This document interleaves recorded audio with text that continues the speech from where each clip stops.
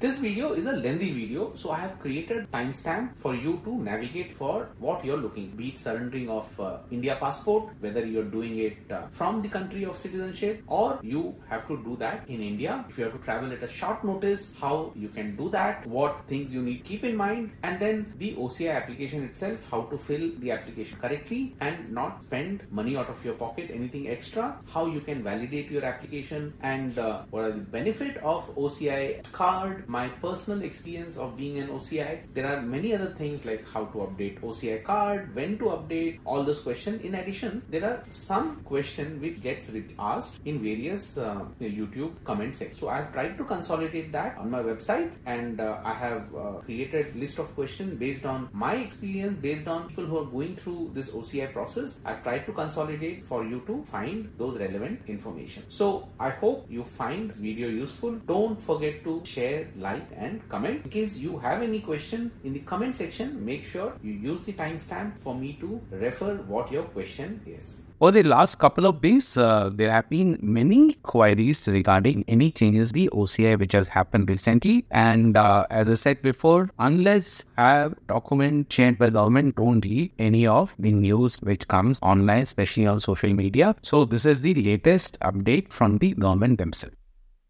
Also on my website for surrendering passport and OCI, I have made this exclusive page, and here some of the frequently asked questions which I'm getting repeatedly asked. I have organized these questions here. You might find the answer what you're looking for here in this section. So do check this out. It might be of help to you. Let's get to the computer screen.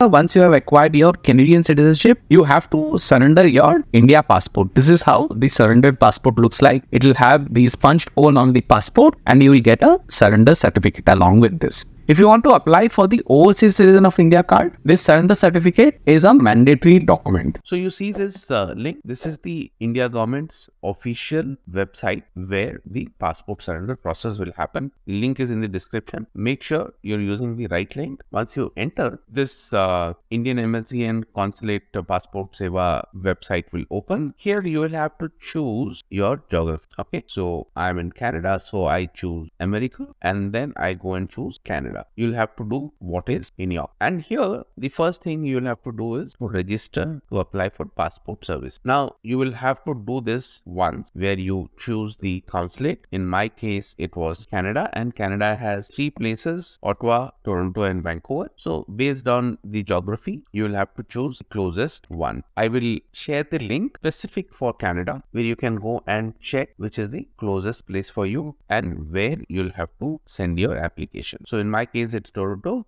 which is the place, and then enter the given name, surname, date of birth which matches with the passport, email ID, and you can have your login with the email ID which you mention here or whatever you enter here, and then you have to check for the availability. If it is not available, then you will have to go with another email ID, or you can just create anything you wish to have as a login ID. Just make sure you check the availability. Then once you come down, password, confirm password, hint question, hint answer, and then the character what is displayed, you enter this here and register. So once you register, so on this page you click user login and then use your credential, login ID, password and the character. So this is the applicant home page, and here is the surrender of Indian passport. Now you have to create credential only once, even if there are multiple applicants. Like in my case, I would be doing this for myself and my wife, and using this credential I'll be submitting both the application. So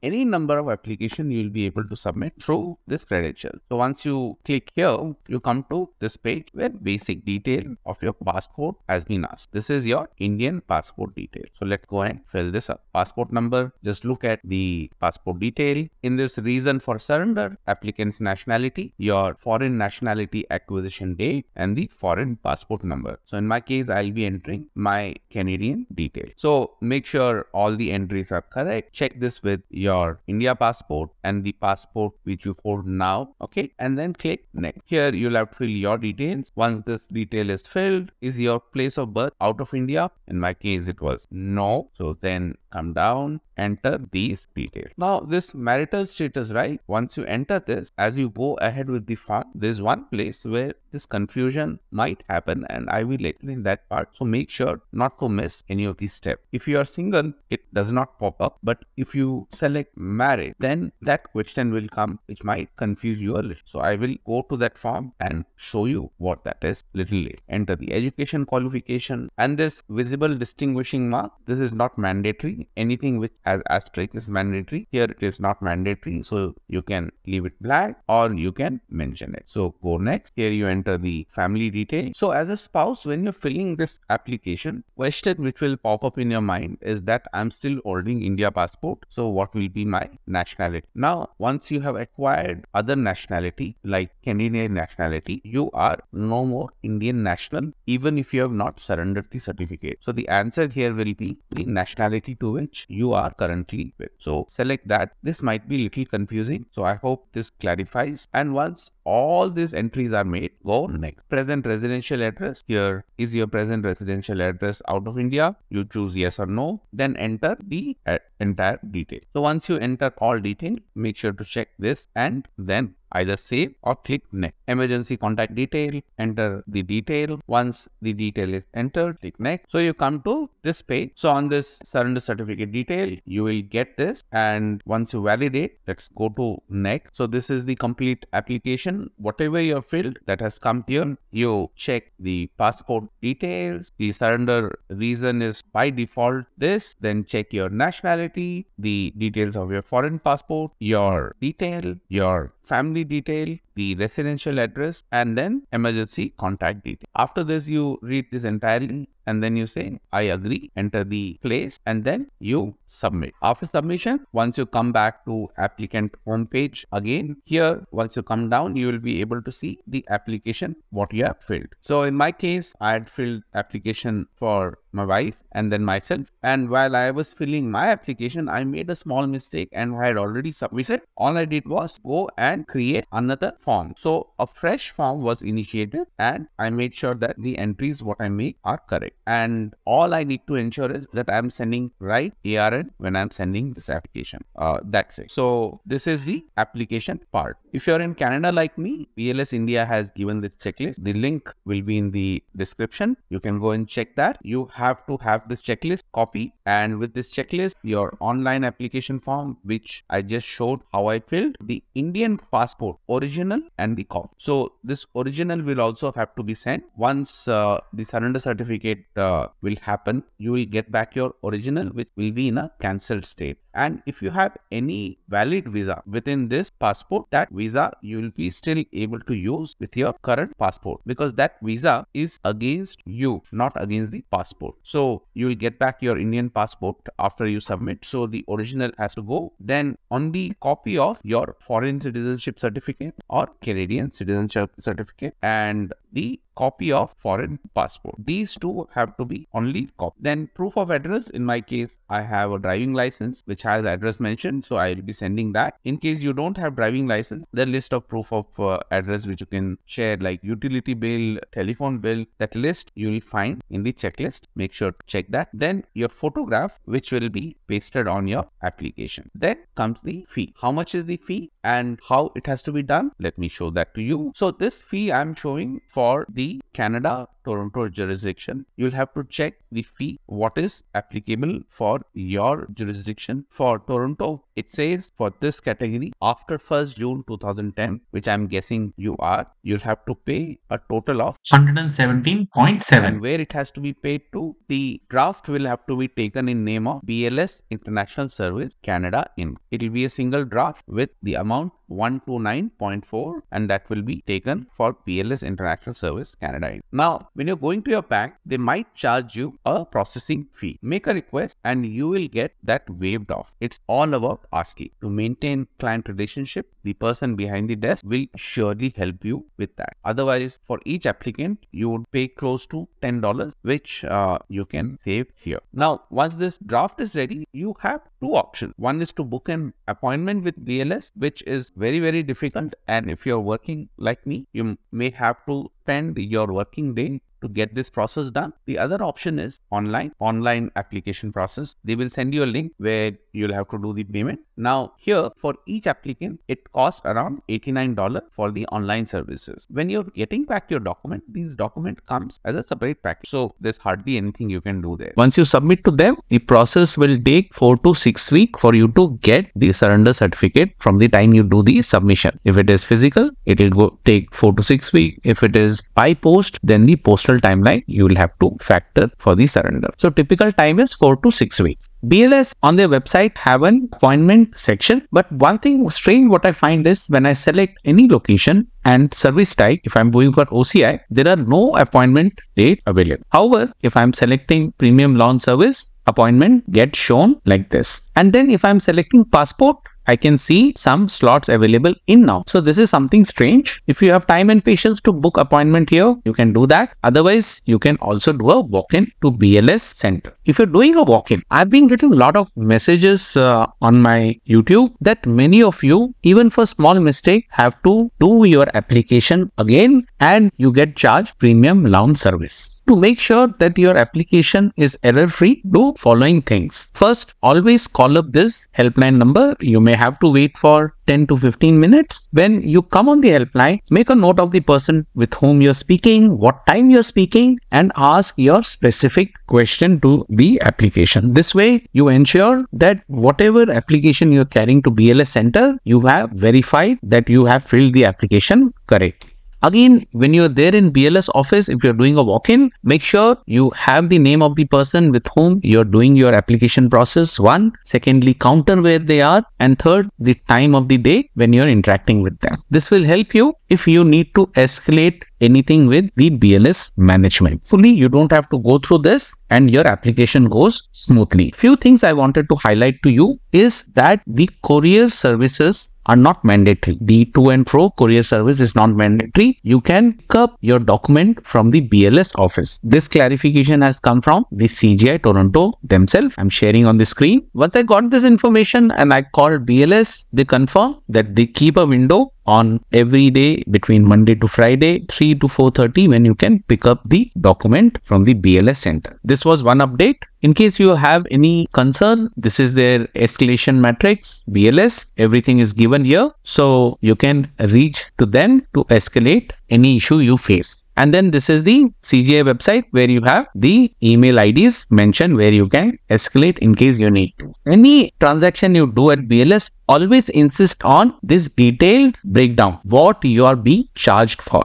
So every time I deal with BLS, I ask for this breakdown, and this is how I find where I have been charged in excess. Every single time I have done transaction with BLS, they charge me extra, and then they also refunded back once I escalated to BLS management. So you can see here, they initiated refund and also acknowledged that the staff was new and there was some error from their end. And then in another instance, you can see that they had a technical glitch due to which this value added service was automatically added. So by following these things like calling BLS, and then when you do a walk-in, making sure you take down detail of the person, you will not end up spending money either on launch or anything extra because you have validated what you're paying for. So just make sure that all these required documents are in order. Checklist first, then your online application form, your Indian passport original and copy, the last held only, then your foreign citizenship certificate, foreign passport, proof of address, photograph, which will get pasted on the online application form, and then your fee. So once all these are in order, create package for each one of you and hand it over with the purely written slip what you got. And after 2-3 days, you will be able to track the application. Now, BLS is not very active with the application update. So don't worry if you don't see that. Their processing time sometimes can be lengthy. While it says about 4 weeks, can go a little beyond that. Don't worry, you would get your documents with you. We will see how to surrender India passport while you are in India, and this must only be done under exceptional circumstances. The preferred method is to do this process from country where you have acquired citizenship. I made a separate video and you can go and watch that video in case you're doing that from the country where you acquired your citizenship. Process for submitting or surrendering the India passport in India is as follows. Firstly, you fill the online application by coming to this website and pay the prescribed fee. Upload all document what is required in the application form, which we will get to see what all documents they are. Then here, after you pay the fee, there are no appointment required. You will have to do a walk-in to regional passport office. So the surrender happens only at regional passport office and not at Passport Seva Kendra. Don't make this mistake. Your document will get verified here. Once you do a walk-in and you tell that you are here to surrender the passport, you will be guided to the place where this surrender of passport will happen. Depending on the RPO, the process might be little different. The timeline might be little different. That's what people who have done have shared. You carry this online application and then the photocopies of the document. We will get to see what those documents are as we proceed with the video. And depending on the workload at that RPO, you may have to do multiple visits to surrender this certificate and get a cancelled passport. That's the reason I said the preferred method is to do this process from the country where you have acquired citizenship. The only positive here is that the fee to surrender is only 500 rupees if you're doing this almost immediately after acquiring new country citizenship and you are surrendering within the timeline. So remember to do this analysis if it is really worth just doing for 500 rupees in India, where you may have to do multiple visits while you are on holiday, vacation or some important commitment in India, or to do it from the country where you got your citizenship. I'm sure you will be able to analyze that part. In fact, when India had stopped issuing visa to Canadians, which I'm sure you would know the situation, under these circumstances, individuals traveled with India and Canada passport even without e-visa, and their experience of getting this entire process done have been quite different from region to region. So they had to go through an additional process after surrendering the certificate. They had to go through the process of getting exit visa from FRRO because they did not have a e-visa when they traveled to India. So as I said, avoid this method as people's experience from different RPO was different. Timeline was again different. Fee that was paid was different. Even before you go and do the application process, do these 3 things to avoid any surprise when you make a visit to RPO. First thing is get the name removed from voter ID. You can do this online on this link. Then if you have ration card, get that cancelled, and then make sure your bank account is not having a savings account. Make the necessary changes by visiting bank. And then you have this letter with you where your current passport, new passport, and when citizenship was acquired, then detail where you have cancelled, surrendered, modified is all recorded on a piece of paper, is ready with you before you apply for the application. So we come to this website passportindia.gov.in, and here if you don't have a user registration, you can go and create one by clicking here. Once you're on the user registration, you'll have to enter these details and create a login, password, and then create a hint question answer. Once you do that, you'll get a link at your email address where once you activate that, and with that, once you click here, existing user and login, you can log in using the login and password. So enter the detail and you log in. You come to this applicant home, and here you will choose surrender certificate. Once you click here on this link, click here to fill the application form. Here in this passport detail, this is your India passport which you are going to surrender. Enter the passport detail, date of issue, date of expiry, place of issue as it is given in your passport. You cannot make mistake. Just look at that and enter exactly as it is given here. So once this is entered, reason for surrender, acquiring foreign nationality, renunciation of Indian citizenship. You will select the applicant's nationality. Here I have selected Canada, and then foreign nationality acquisition date. You can look at your citizenship certificate and there it will be mentioned.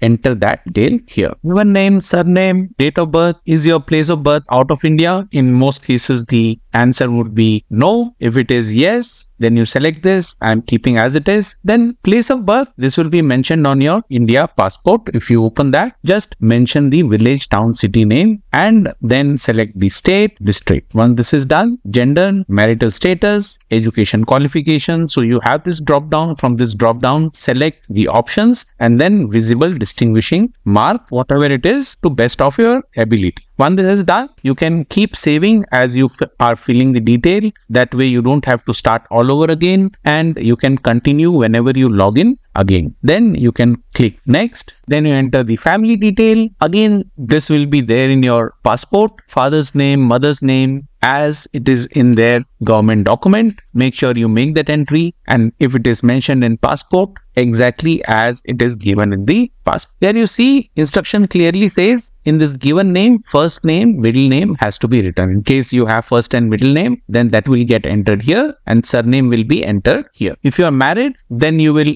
get this question, spouse given name, you enter that. And in case you have a legal guardian, only if applicable, you will enter the name. Make sure whatever you're giving, there is no error and it matches with the document. When both the spouse, they are submitting their surrender certificate, one common question comes or doubt comes in mind is what will be spouse nationality, because surrender has not yet happened. So the very moment you acquire citizenship of another country, even if you are holding India passport, you are a citizen of another country. In this case, if spouse is also applying, or even if it has not been applied, if spouse has got the citizenship certificate, answer here would be the current nationality. In case spouse has not changed nationality, then you select the nationality, whatever it is, from this drop down. If you're not married, you will not get this question. Once this is filled, click next. Here in this present residential address, you will enter your India address so that in case they want to communicate with you, they can reach out to you. So make sure you enter the correct detail, house number, street name, as whatever document you have. If it is there on the passport, match with that. If it is Aadhaar or any other document, match with that. And village, state, union territory, district, if it is in India. So you will make those selections from the drop down. Once you make a selection, you will get these options in front of PIN code, mobile number, just the 10-digit number here. So whatever the number is, 10-digit number, you will enter 10-digit number here. If you want to give a telephone number, you can enter that, and then your email ID to communicate with you. Once this is entered, check, recheck, cross-check, and once everything is done, click next. Enter the emergency contact number. So here you enter the name and address. In the same section, you enter the name and address both, then mobile number, and once this is done, click next and come to the self-declaration page where you enter the place, date, and then click I agree. You have option to preview the application, but to preview the application, you'll have to save the detail first, and then you can do check, recheck, cross-check, making sure everything what you have entered is correct and up to date. Once you're satisfied that document is up to date, you can click submit form button here, and once you do that, your application will get transmitted and you will get a application reference number and a copy which you can print to be carried along with you when you go to surrender the passport, when you make a visit to the RPO. If you have made any mistake with this application, you don't need to worry. You can create another application till such time you have not done the payment. It is all good. You can make all the corrections. Once you submit and you have a copy which you can print, you will be taken to the payment gateway where you'll have to go and pay for the surrender certificate. Here, you will be shown 500 rupees which has to be paid. Once you do the payment, after this, you are all set to take the printout of your application, the payment detail, and along with that, carrying all the document what is required to RPO. I'm sharing the list of document on the screen. So print out of duly filled application form and double check that there is no error. Then your Indian passport original you will carry, and this is what you will have to give it at RPO. They will take a fingerprint, they will take your photo, and they will also ask for the letter to RPO that you are going to surrender, for which I have shared the detail. This passport, when everything is complete, they will hand it over to you with a stamp of cancelled on the passport. It will be punched, and then you will also get a letter where it says your passport has been surrendered, which is going to be used for your OCI application, the cancelled passport and the document which you're going to get from the RPO. So you will carry the self-attested photocopy of this Indian passport, the biographical page where you have your information, and in Indian passport on the back side where family detail, address and all other file number, all those things are there. That page also you will take printout, carry 2 copies, and if there are any observation on your passport, carry that printout also. You need not do a photocopy of entire passport. Then comes the original foreign passport, and along with that carry self-attested photocopies of this foreign passport. For example, in Canada, the biographical page is only the 1 page. So unlike India where front and back has detail, it's only 1 page. So you have single page, carry that, and if it is on multiple page, then do the photocopy accordingly. You need not carry your original foreign citizenship certificate. You just need to carry self-attested photocopy for proof of acquiring foreign nationality, which again you will submit along with the application. Then surrender certificate application, fee receipt, that pay challan which you had paid online, carry that copy. Your 2 recent photograph. Here it is little different from how it is done elsewhere if you're doing outside of India. When you're going to RPO, the size is mentioned. I'm sharing this on screen. This is the size which any photo studio should be able to take and give it to you. For address proof, you can carry your Aadhaar card, Indian driver's license, and then declaration or request for surrender letter on a plain piece of paper. This has to be addressed to RPO that you are now foreign national and you wish to surrender your Indian passport. Now that your application and documents are ready, few things you need to keep in mind. If you call the customer support of Passport Seva Kendra, they will not have complete information when it comes to RPO. They may ask you to take an appointment. RPO does not give appointment to surrender the passport. Again, in a day, typically they would get 1 or 2 person to do the surrender process. So reach RPO before 11 AM to give you adequate time. And if you're lucky, you might get the document on the same day. Bangalore RPO does not allow walk-in on Wednesdays. So it can be case with other RPOs also. You might have to check that part. So not sure if all RPOs have this Wednesday no walk-in rule. You may have to check that part. Also on my website for surrendering passport and OCI, I have made this exclusive page, and here some of the frequently asked questions which I am getting repeatedly asked. I have organized these questions here. You might find the answer what you're looking for here in this section. So do check this out.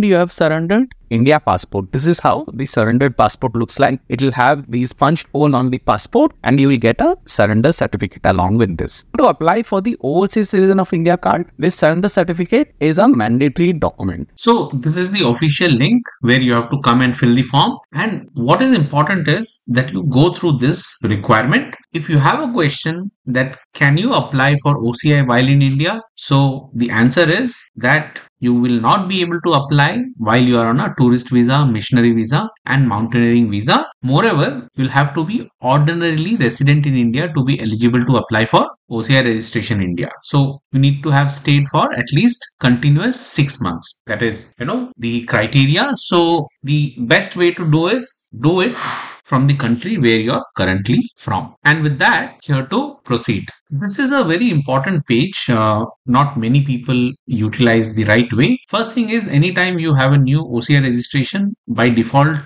this page opens and you go through this prerequisite and then you proceed. So when you're filling your application, you have a option to come here and you see here document re-upload. So when you're filling the application, in case you want to re-upload the document, you can come to this section you see here and you can proceed from here. How we will get to see once we are into the video, and any image upload or signature upload you see, this is the place. Make sure you're using this. And also when you have filled the application here, until and unless you have done the payment to the service provider, in case you find any mistake with the form, you can just leave that form and create a new OCI registration. Whichever is the complete OCI application which you are confident that this is the correct one, make sure you're sending that application to the service provider along with the requisite document and the fee. If you wanted to know if you can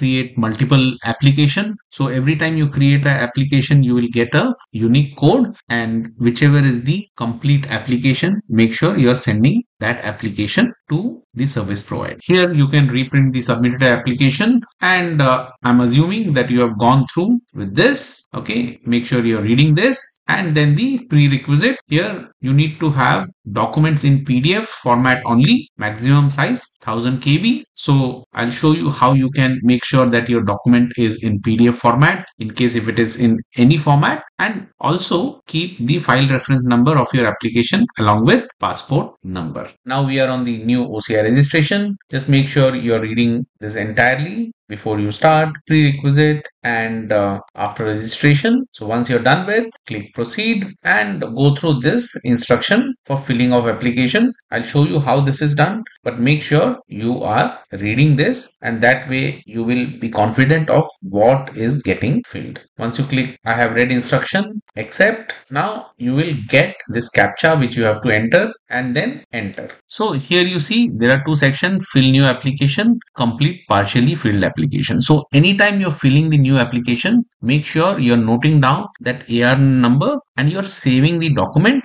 as you keep proceeding with the application. That way, wherever you have stopped, you will be able to enter the ARN number here, and you can resume your application from there. Make sure to note down the ARN number. A lot of people miss this and they have to start their application all over again. Once you click on fill new application, so this is the application form, and here you select the place of submission. I am selecting Canada, so you will have to select the country from where you are. Okay, so I have selected Canada, and then mission, for me it's Toronto. You will have to select the mission from your jurisdiction. So I have selected Toronto here. Then given name and surname as it is given in your current passport. So make sure you're not making any mistake. If there has been any name change between your current passport and your previous Indian passport, you have to give your current passport name here. And also, if there is any name change, you will be sending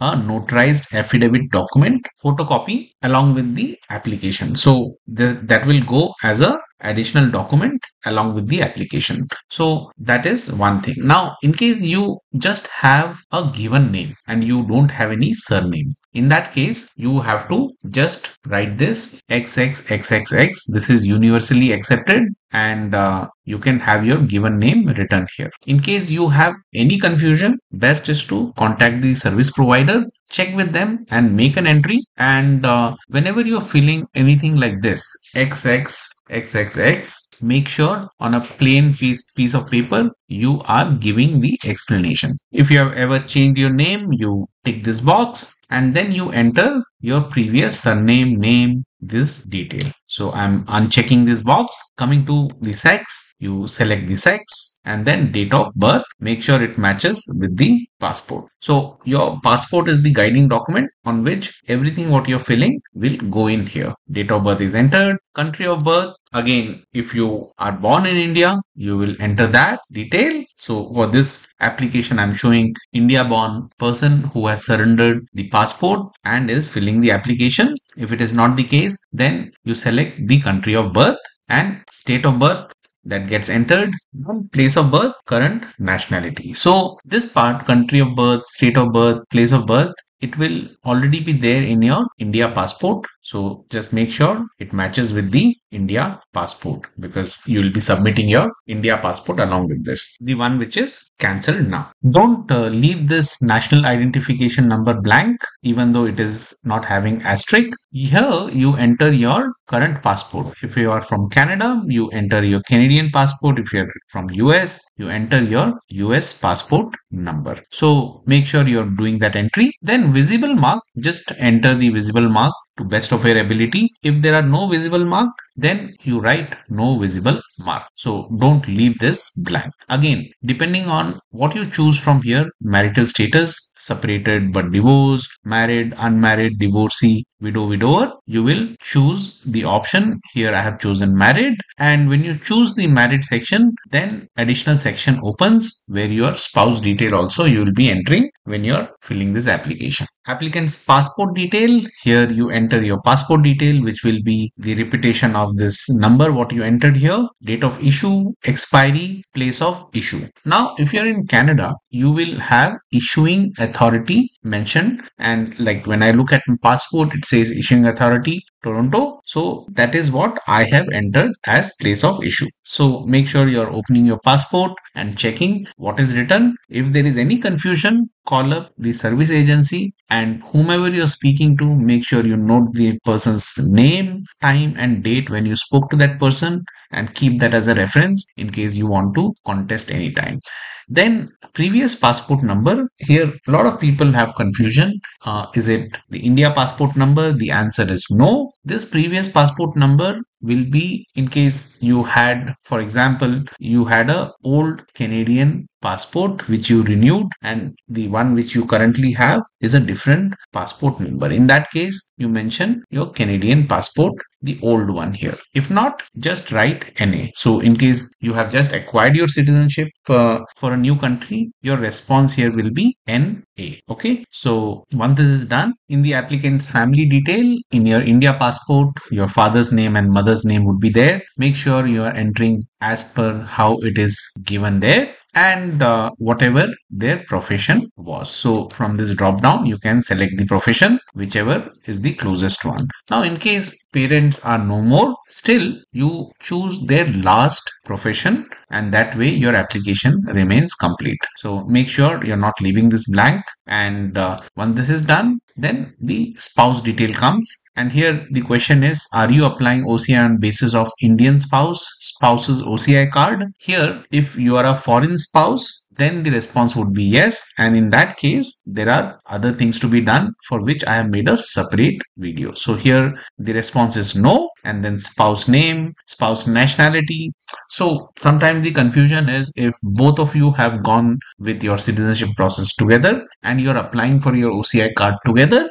In that case, your spouse's current passport, if it is Canada passport, you will make that entry here, even though the OCI has not been got, even though surrender certificate has not been got. You would enter the current nationality because the nationality has changed now. In case it is still the old nationality, then you make that entry here. Then spouse profession, from this drop down, you can select any one of them, whichever is the closest one, and then date of birth, as it will be in spouse passport because that document will go. Then marriage registration date, it is as per your marriage registration document date. If marriage has happened on a particular date and the marriage registration happened on separate date, then the date when the marriage registration happened, that is the date you will mention. If you still need clarity, as I said, always call up the service agency and get clarity on what needs to be done. So then comes the passport number, passport issue date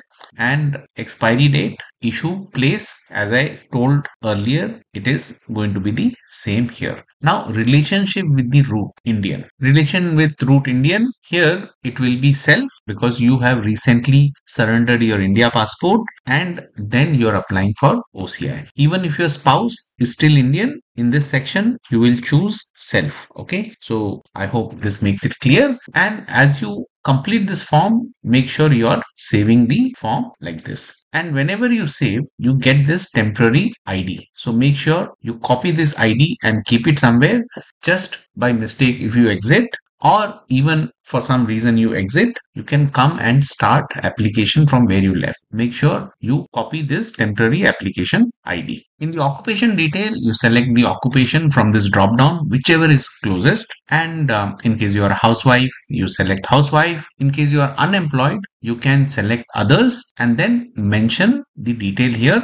And also you will send detail on a piece of paper that I was employed in a private sector earlier and now currently I am unemployed. Because what happens is whatever occupation you enter here, that reflects on your OCI card for the adult. For the minor child, they don't mention, but for the adult, they mention the occupation, whatever is chosen here. So be careful and choose the occupation which is the closest. And let me select this. Then you enter the address of employer. In case you're self self-employed, then in that case, you can give your address, whichever you have, and the contact number can be yours in that case because you're self-employed. And on a piece of paper, make sure you're making that mention that I'm self-employed, hence I have given the employer contact number as my number. So as long as you're able to explain and justify, that should hold good. Then coming to the applicant's address detail, make sure whatever document you're submitting, if it is driving license, it matches with that address. So exactly the way the address is written there, make sure you're making the entries here, and the zip and pin code, you make an entry like this without any space. So I have shown for Toronto, usually this is how the code is. So without any space, this is entered. Mobile number, that gets entered. If you don't have a telephone number, enter your spouse's number. Make sure this is not blank. And if not, you enter your mobile number again here, and the blank piece paper which you will be submitting, in that you can add that I only have a mobile number. Then comes the email ID. So as long as you're not leaving anything blank, all is good. Once this is done, you can either save and exit. If you're saving and exiting, make sure you have this temporary application ID with you. If not, you can continue next. So once you click next, you see whatever entry you have made, the same entry is reflecting here. You get to verify this. So I always tell check, recheck, cross check. If you have any question, the best way is to connect with the service agents. If you're in Canada, you call a BLS and get things clarified. Once that is done, you can go and submit. This is the time when you can go and modify. If you click modify, you go back and you can edit the way it is. Once you submit, you go through and you feel that everything is correct, you submit. Then this is the upload section for the signature and photo. And here you can go through the uploading photo specification. I'll show you a simple way to make sure that it matches with the requirement. For the photo specification, you click here, and this is the sample photo they have given. The size has to be 2 inch by 2 inch, 51 mm by 51 mm, and they have given how the background has to look. They have also given the do's and don'ts. So make sure you don't take photos like this and it is clearly visible. So they have given the sample, what is the correct one. You can go and read this document. And how to check if this matches the required specification like this. For this, what you can do is you can come to this tool. The link is in the description. This tool Canva, once you create a design and custom size, you see here you can add the width and height. Right now it's in pixel. If you make it in inch, okay, you remember 2 inch by 2 inch, you can create a new design. Or if it is in mm, 51 by 51 mm. So once you create a new design, this is the size of the photo, what is required. All you need to do is bring your photo and drop it here. So once you drop it, you see here, this is how you can just make sure that the size matches. If you have taken from professional photo studio, they will give this dimension and you can just come and verify the dimension this way. You will get to know that this is the size which is as per the requirement. And then you can go and just download this. Download as JPEG. So this is one way to make sure it is foolproof. Also to make sure that this is not larger than 500 KB, how you can check? Once you come to the photo, right? This is the photo. You see here, it shows 200 KB, which is less than what is given as maximum. So it is good. Even if you find that this is on a higher side, there is one more trick. All you need to do is open this in Paint, and in Paint, you have this selection here, resize or skew. So here you can just reduce the percentage. Instead of 100, you make it 50. And when you make this 50 and save it, the size also reduces. This way you will get the desired size. However, when you download with Canva, it will give you a compressed form, and I'm sure the size will not exceed. So this is one way to make sure that everything matches with the requirement. The photo and the signature has to be in JPEG format. Make sure when you're downloading, it is in JPEG format. And when it comes to the signature, the ratio has to be in 1:3 ratio, height and width. Again, to do this, we can go to Canva. In Canva, create a new design, custom size. The size will be 3:3 will be the width and 1 will be the height. And here I have kept inch. Then you create a design. Now you see, this is the signature box which will give you that 1:3 ratio. And again, now all you do is bring your signature. So here you can do a signature on a piece of paper.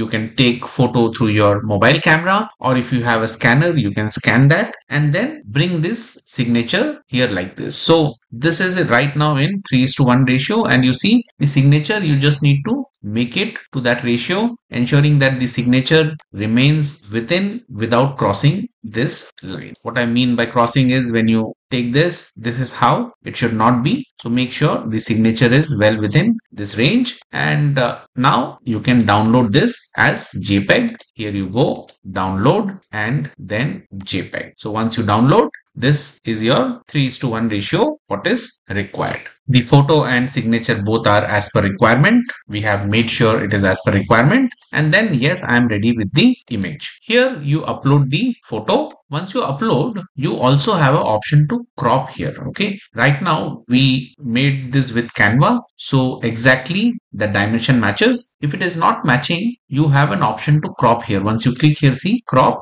you can just drag and drop. So that way it gets adjusted and it shows the image, the one which will get seen here. And this is what comes on your OCI card. So once the crop selection is done, you just keep that and then you come to applicant signature section and upload. You can see here again the dimension matches. So there is no need to crop. If you feel like you need to crop, you can click here. So you can see here it says applicant signature, which you have selected is as per instruction. If you want to change, then click crop button and drag the white selection area, or else directly upload the original image. So if you want to crop this, you can click here and then you can drag it if you want. This is something which can be done. Once this is done, just click upload. The image has been uploaded, your photo and signature, which will come on your OCI card. This is how it will be. So you'll be able to see this part. Now, this temporary application ID, along with this, you also note down your file reference number. So anytime you are coming back, you will be able to start from where you left. Here, you have option to upload this photo again, and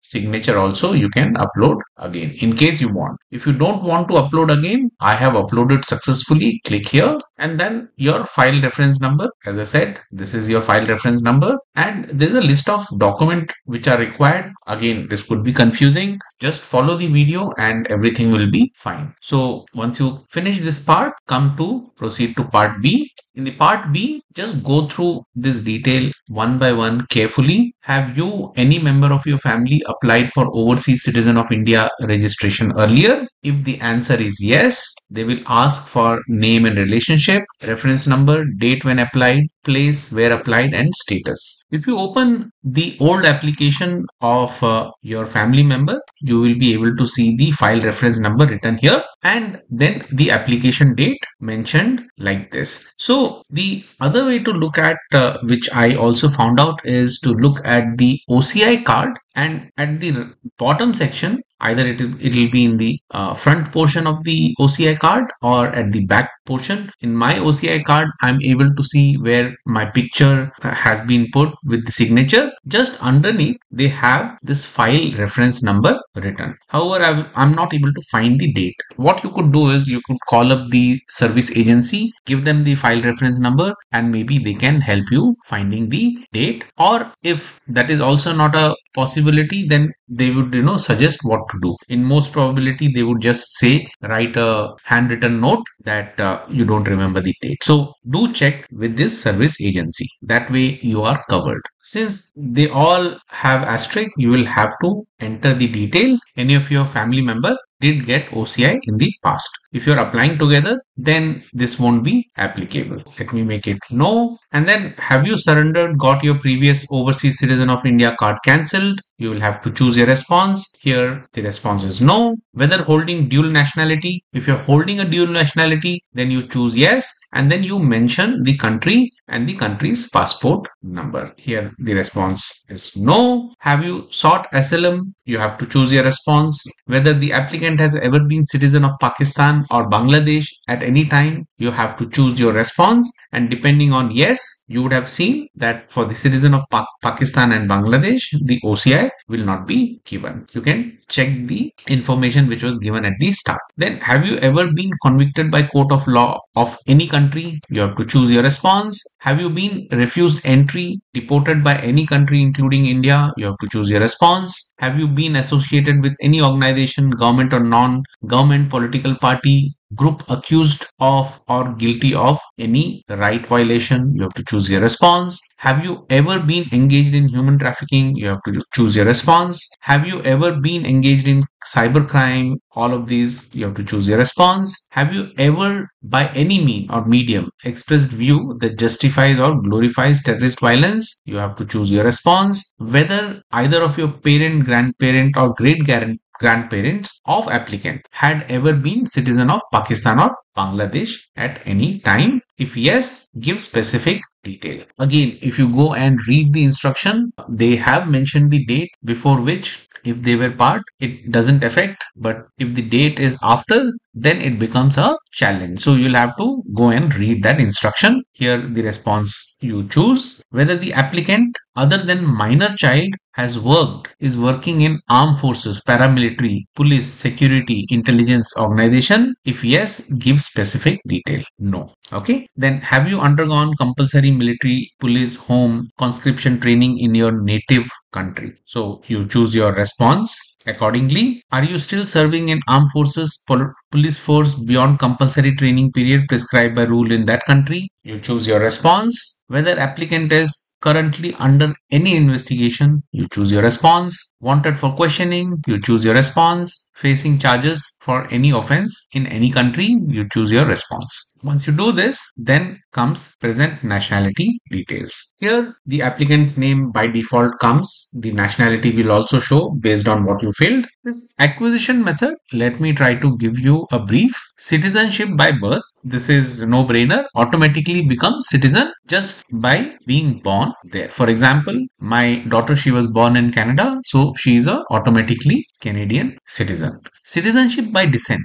This means you become citizen because one or both of your parents are citizen of that country. For instance, you now know that in Canada, if your parents are Canadian and you were born in any other country, you might still be able to get Canadian citizenship based on your parent. Citizenship by registration. This is the process where certain people who, those with special connection to a country, can apply to become citizen. For example, this might include a spouse of citizen or people who have some heritage or connection to that country. Citizenship by other means. This can be a special case where citizenship is granted under unique circumstances, such as exceptional contribution to country or other special criteria. For example, I'm sure you would remember this incident where an immigrant from Mali who was in France saved this child and he was immediately granted citizenship by that country. So these are very exceptional circumstances. And citizenship by naturalization, that is when a person who wasn't born in that country, doesn't have any parent from that country, goes through a legal process to become citizen. For example, I came here on PR and then I applied for citizenship, gone through the requirement, that is number of year, passing language, fulfilling other requirement, and I became a citizen of Canada. So in that case, citizenship by naturalization is what I would be selecting. So here, if it is naturalization, you would enter the date when you got your citizenship oath done and certificate. When did you get it? That date you mention. Okay. So once that is entered, other details, previous nationality, you have to choose your previous nationality. In my case, it is India. And then the passport number, that is India passport number, which got cancelled. So enter that India, enter the India passport number. And then do you have relatives staying in India, you'll have to choose your response yes or no. My response here is yes. And I entered parent detail. Make sure the present address is in full, no abbreviation, nothing. And in case you have any question regarding which all relatives you can enter, call up the service provider, check with them and make an entry here. You can keep adding member as much as you want.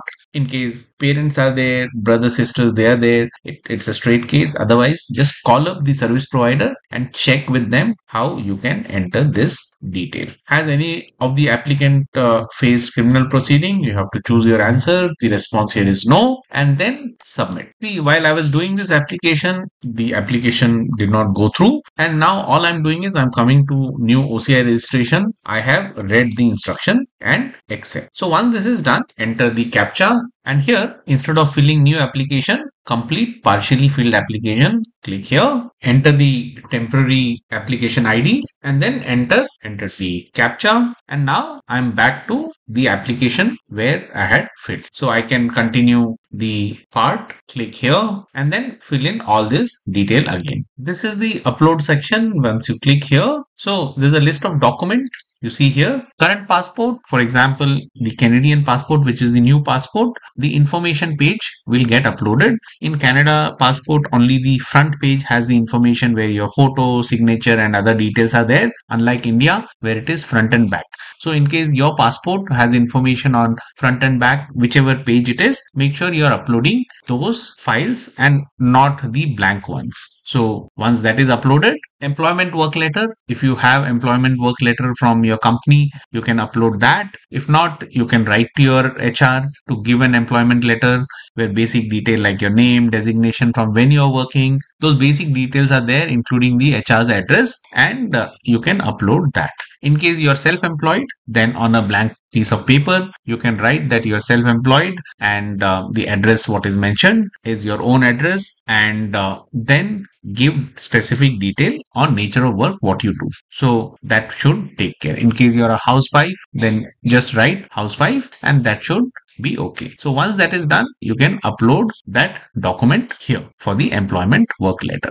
For the Indian origin proof, you select the proof from here and the previous Indian passport of self in case it is you, and then make sure you're uploading the front, back and where it is written cancelled. So that you need to upload. In case you want to be extra cautious, you can make this into a one single PDF file along with your surrender certificate and upload. It is not required, just in case you want to have it done, because you would be sending the surrender certificate as a physical photocopy along with the application. This is done. And then if you're married, you would upload your marriage certificate. So anytime you have to upload a document, this has to be in a PDF file, and there is a maximum size limit. As I showed, you can check the size limit the way I had showed previously for the photo. However, to make a PDF document, come to file and here you can create a custom size. So the typical A4 size is make it 11 inch by 14 inch. So you now know that typically this is how the page will be. And then what you do is your document image, if you have taken that on a phone, that document image you drag and drop. So once that is done, you can just adjust and you will be able to see that the image what you have pasted here is clear or not. Make sure it is clear, and then you can keep adding the page and dropping other document. For example, now we have these 3 documents. Okay, so once this is there, go to share, and here when you download, you have to select PDF standard. So this is the one which can be used for sending email. Once you select this and you download, see, this is the downloaded image and this is 259 KB, which is well within the requirement. Once we open this, this is the document. So you can keep adding as many as page and make it into PDF this way. So you see all these 4 documents have been uploaded,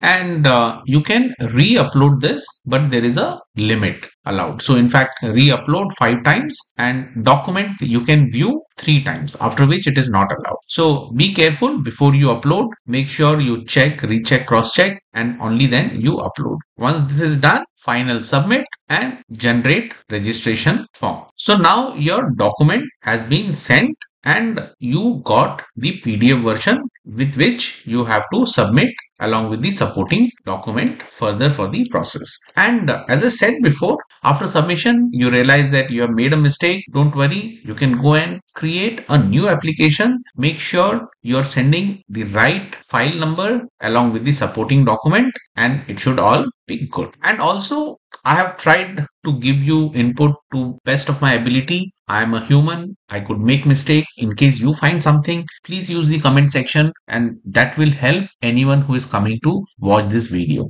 And even if you have minutest detail, call up the service provider, because they are the receiving people who will have your document. So you can confirm with them what documents are required, and that way it will save a lot of time and energy for you, especially the costly mistake which people make and end up paying more money. This is the completed application. So all these pages are here. Make sure to take printout of all page. There are 7 pages, and including instruction for filling of application form. Frankly speaking, if you ask me, the printout is not required, but people have been charged $5 per page by the service provider for not having this. So make sure you take all 7 page printout. Here is the service provider for Canada. You'll have to select your country and check who the service provider is. And if you look at this India Visa Application Center in Canada, here they have given the jurisdiction. Toronto has Manitoba, New Brunswick, Nova Scotia, Prince Edward Island, and Newfoundland. So if you are from these places, and they have also given detail like Ontario accept applicant residing at postal code starting with letter K, and Quebec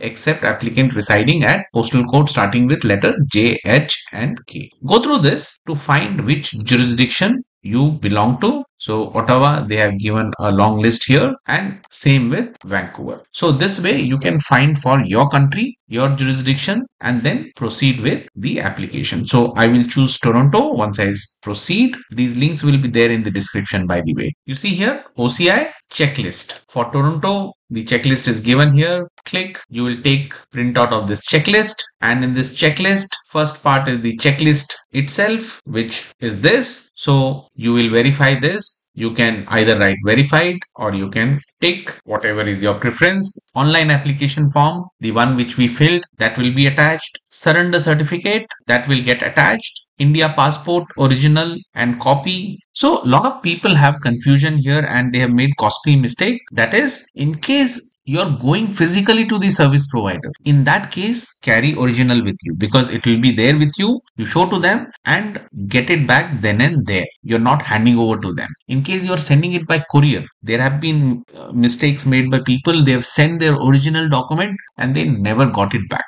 So don't make that mistake. If you're sending it by courier, no original passport or certificate to be sent. Make sure and don't make the mistake what others made. So if you're going physically, carry all original and make sure you're getting back all originals. If you're sending it by courier, only photocopies will go. So we are done with the Indian passport. Foreign citizenship certificate, again, as I said, original only when you go physically. Canadian passport, only you carry original when you visit physically, otherwise just a copy. Registered marriage certificate, you attach this copy, and the spouse passport copy if married. In case you both are applying for OCI together, in this case, spouse Canada passport or foreign passport, which is the new, that one will go. And professional detail of the applicant, as I said, if you have anything from the company, you will send that copy. If not, on a plain piece of paper, you can write it down and attach. Proof of address, I talked about proof of address when we were filling in the application. Whatever proof of address based on which you enter the address, I said mirror the address the way it is written in the document. In case of any confusion, call up the service provider and then make an entry. So once that is done, you will attach the proof of address. In most cases, driving license has all the detail. I uploaded driving license as the proof of address. And then we will talk about fees. Photograph, again, I showed the specification. So this photograph, only one copy of photograph will go. What I did was I just kept on top of the application and I secured that with the U-clip. That way it is not getting lost. I did not punch the photo, but just attach that with the U-clip, and that ensured that it is going safe. And then if you want to be more cautious, you can put that in a small envelope, and then maybe you can attach with the stapler, not on the photo but on the envelope. So these are the things which you can do. And all the photocopies, make sure you are self-attesting. Self-attestation is nothing but you sign on that document, your signature, and you could just write certified true copy or CTC. So that should do. Make sure you're doing that. In the marriage certificate, because both your names will be there, your spouse and you both will sign. In spouse passport, it will be spouse who will be doing the signature, and that should take care. In case you want to add your signature, do that. So there's no harm. Don't leave the photocopy blank without any self-attestation. Once this is all done, this is the photo specification which is given, and in case you have any clarification required, as I said, call up the service provider to know what exactly is needed. I sent it by courier. I did not face any challenge. I'm yet to hear anyone who had challenge when sending it by courier, but surprises have been when someone is going physically to the service provider, and there have been cases where they have been asked to photographs again in the service provider's place, where they were charged $15 for each photograph. So these are the things, you can prepare yourself even before you're sending your document.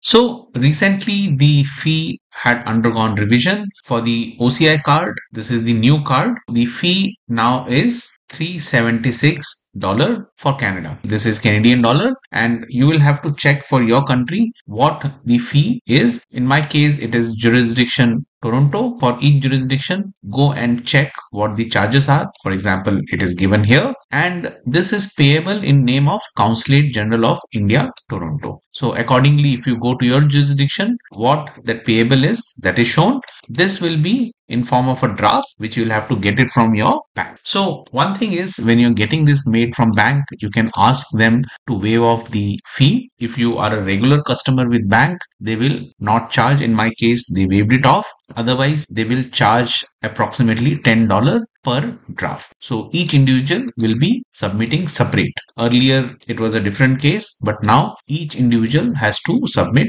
separate. So Consulate General of India, Toronto, $376, and then a separate draft for BLS International Services Canada Inc. So their processing fee has reduced to $1.70. You have to take this separately. For each of the application, you will make one draft of $376 and one draft of $1.70. So both will be separate. And then in case you're doing a walk-in, you can check with the service provider. You still would have to give a draft for the Consulate General of India, Toronto. However, for the service provider, I think they will take the fee directly through your card. So you can check with them. Otherwise, you will have to carry these two separately. So each one separate this one and separate this one. So once this is made, there is a courier fee. This is when you take a courier service from the service provider. Again, if you have to take a courier service, call on this number. And once you call, I think the selection is 1 and then 3. So once you get in for the OCI, ask them for the courier fee. They will send a link to your email ID. They will create a courier detail and send the link to you for you to submit the courier fee online. If there are 3 applicants, it will be 3 separate link. It can come to the same ID, but it has to be paid separately, because nowadays each person's courier goes and comes separately. Once everything is done, you have submitted your application either by courier or by walking in to the service provider's location. Wait for 4 to 6 weeks before the OCI card comes in your hand. Have patience. In my case, the OCI card came first and I could see the update almost 1 or 2 days later. So don't be surprised if that happens. Just have patience and wait for 4 to 6 weeks. Once you have your OCI card, you can travel to India anytime. This part of the video is very specific to Canada.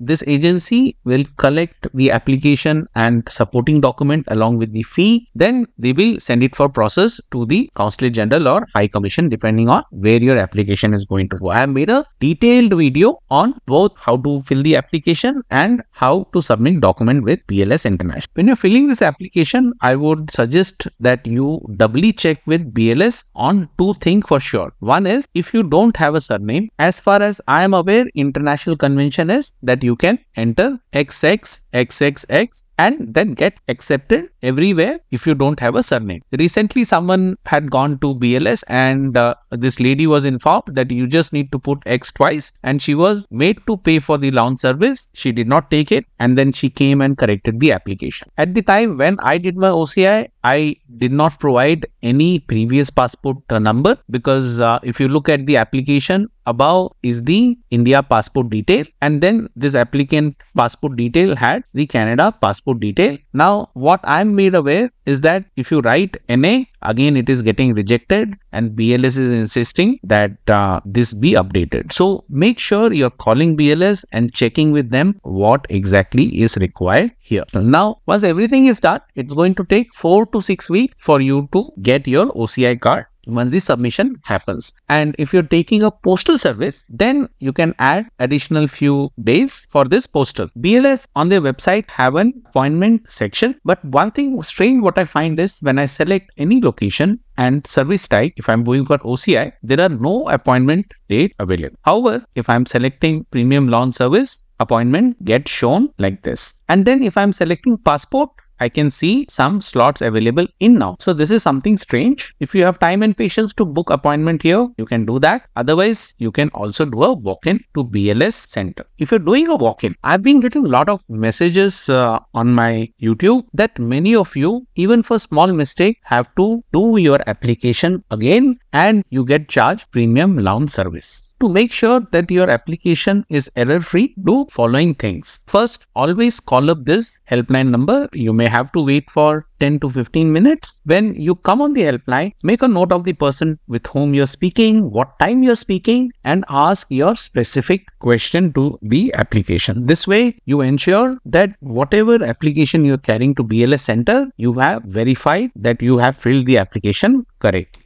Again, when you're there in BLS office, if you're doing a walk-in, make sure you have the name of the person with whom you're doing your application process. One, secondly, counter where they are, and third, the time of the day when you're interacting with them. This will help you if you need to escalate anything with the BLS management. Fully, you don't have to go through this and your application goes smoothly. Few things I wanted to highlight to you is that the courier services are not mandatory. The to and fro courier service is not mandatory. You can pick up your document from the BLS office. This clarification has come from the CGI Toronto themselves. I'm sharing on the screen. Once I got this information and I called BLS, they confirm that they keep a window on every day between Monday to Friday, 3 to 4:30, when you can pick up the document from the BLS center. This was one update. In case you have any concern, this is their escalation matrix, BLS. Everything is given here. So you can reach to them to escalate any issue you face. And then this is the CGI website where you have the email IDs mentioned where you can escalate in case you need to. Any transaction you do at BLS, always insist on this detailed breakdown, what you are being charged for. So every time I deal with BLS, I ask for this breakdown, and this is how I find where I have been charged in excess. Every single time I have done transaction with BLS, they charge me extra, and then they also refunded back once I escalated to BLS management. So you can see here, they initiated refund and also acknowledged that the staff was new and there was some error from their end. And then in another instance, you can see that they had a technical glitch due to which this value added service was automatically added. So by following these things like calling BLS, and then when you do a walk-in, making sure you take down detail of the person, you will not end up spending money either on launch or anything extra because you have validated what you're paying for. I have made two different videos on OCI for minor. One is for minor who was born in India and now citizen of another country. And the second video is minor who was born in a foreign country. So these two videos hold good. If you watch and make your application, I'm sure you will not go wrong. Again, the intention of making this video is with regard to few specific questions and highlight that quickly so that you know what you're getting into. First and foremost, the most common asked question is the thumb impression for the child minor who cannot sign. So remember, if it is a girl, they are always right. So for the girl, it is right hand thumb impression. If it is boy, it is left hand thumb impression. Now, when it is a newborn baby, the concern is the thumb impression not coming exactly like how it comes for we adults. So don't worry on that, since the child, is still developing and then go through a lot of changes. You need not worry on that as long as you are able to get the thumb impression on a piece of paper the way I have shown in the video. So that should take care. When it comes to the photograph dimension, again I have made a separate video where I have shown how with easy tool you will be able to make sure that it is the correct size. You will be able to upload that as per the required. Again, when it comes to the minor, both parents have to sign the part B end, and most of the parents make mistake here. So in the signature part, make sure if you are applying for the minor applicant, both parents need to sign the part B of the app. So friend, in this video, we will go through the process of getting OCI for India born minor. This is the website. So here, right, if you're just starting, you'll have to come here. For some reason, you start filling up application, and at some point you have to take a break, come back from where you stopped. Then you will have to know the application registration number. Once you start filling up application, you will get that number. Make sure to copy that and keep it for you to log in here by clicking the complete partially filled application. So you can start from where you left. Also, after you finish filling up of application and you submit, in case you find any mistake, don't worry, just start with a new application and make sure you're sending the correct application to the consulate or high commission when you go and give this to the service provider. Click on the fill new application, and now you come to this page where you have to select the country. I will fill this and I will take you through in detail. So first thing first, this is the temporary application ID. Make sure to copy and keep it somewhere. If you have to, come back and start the application where you left. So place of submission, you will choose the country from where you are applying for, and when you select that, automatically mission option will show the drop down. Here I have chosen Toronto. Surname and given name as exactly in the passport. Okay, if there are any variations, you will have to then show what that change is. Okay, you'll have to click this, but I'm assuming that there was no name change. Just make sure the names in both passport, that is India cancelled passport and the new passport, the name matches. And in case you don't have a surname, you see here, this is not having asterisk. That means it is not mandatory. So you can leave it blank, or universally accepted is XXXXX. You can make as per your option. And when you're typing anything, right, automatically it will get converted into caps. So don't have to worry about that. When you're doing it, you'll get to know. Then sex, I'm sure you'll not go wrong with. Date of birth, as it matches with your passport. Country of birth, India, because you were earlier Indian citizen and now you are applying for OCI based on the Indian citizenship. Then state, place of birth, current nationality will be the nationality to which you belong now. And national identification number for the minor, their citizenship certificate will have the citizenship certificate number. Just enter that. This is not a mandatory field, and for some reason, when you're doing a walk-in with BLS, they have been insisting, and people have had to fill up the application again and pay additional amount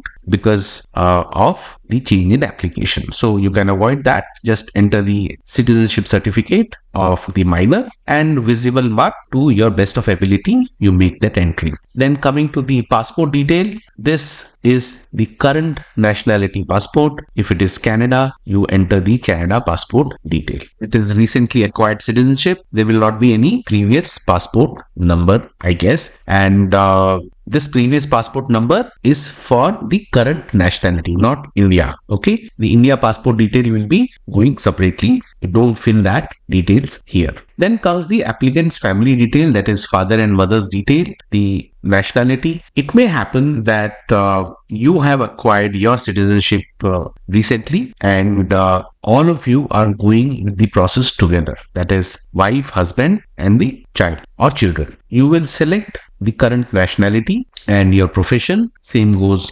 for mother. And when it comes to relationship with root Indian, minor, for minor the selection will be self, because he was earlier Indian and recently has taken citizenship of another country. So by virtue of that, the selection will be self, and then you come down, save and continue. You will be entering the present address detail. Now, since it is a minor child, they may not have their own document to submit, and that's where one of the parents' document will come handy. And whatever document you are submitting, for example, if you are submitting driving license, make sure that the address matches as it is written in the driving license. For example, if Albert Street is written this way, make sure you write this way only. And if there is an abbreviation for street, make sure you're writing the abbreviation. So it has to exactly match the way it is in your driving license. Many people do wrong. Don't apply your mind. This might be cause of rejection and extra money for you, extra time for you. So make sure the address matches with the document what you're submitting, exact the same way. And area code, mobile number. In case you don't have a telephone number, just enter your spouse's phone number, or in case you don't have your spouse's phone number, just speak to one of your friend. Make sure you put their number here, because there is an asterisk here. In case you leave it blank, again it will come back with rejection. So make sure you make that entry, and then your email address. Okay, so once you do that, click next. Now on this page, this is a verify information page. You get the same temporary ID. There is no change to that. And whatever you have filled so far, same thing you get to see here. This is one way to check, recheck, cross check, and making sure everything what you have entered is correct. In case you want to modify, you can go and modify now, or you can just go and submit. Now on this page, you see here, this is your file reference number which you will get, and this file reference number you will use when you are submitting your application. You will get to see where this file number, note it down. Even if you don't note it down, it will be there in your application form, but this file number is important.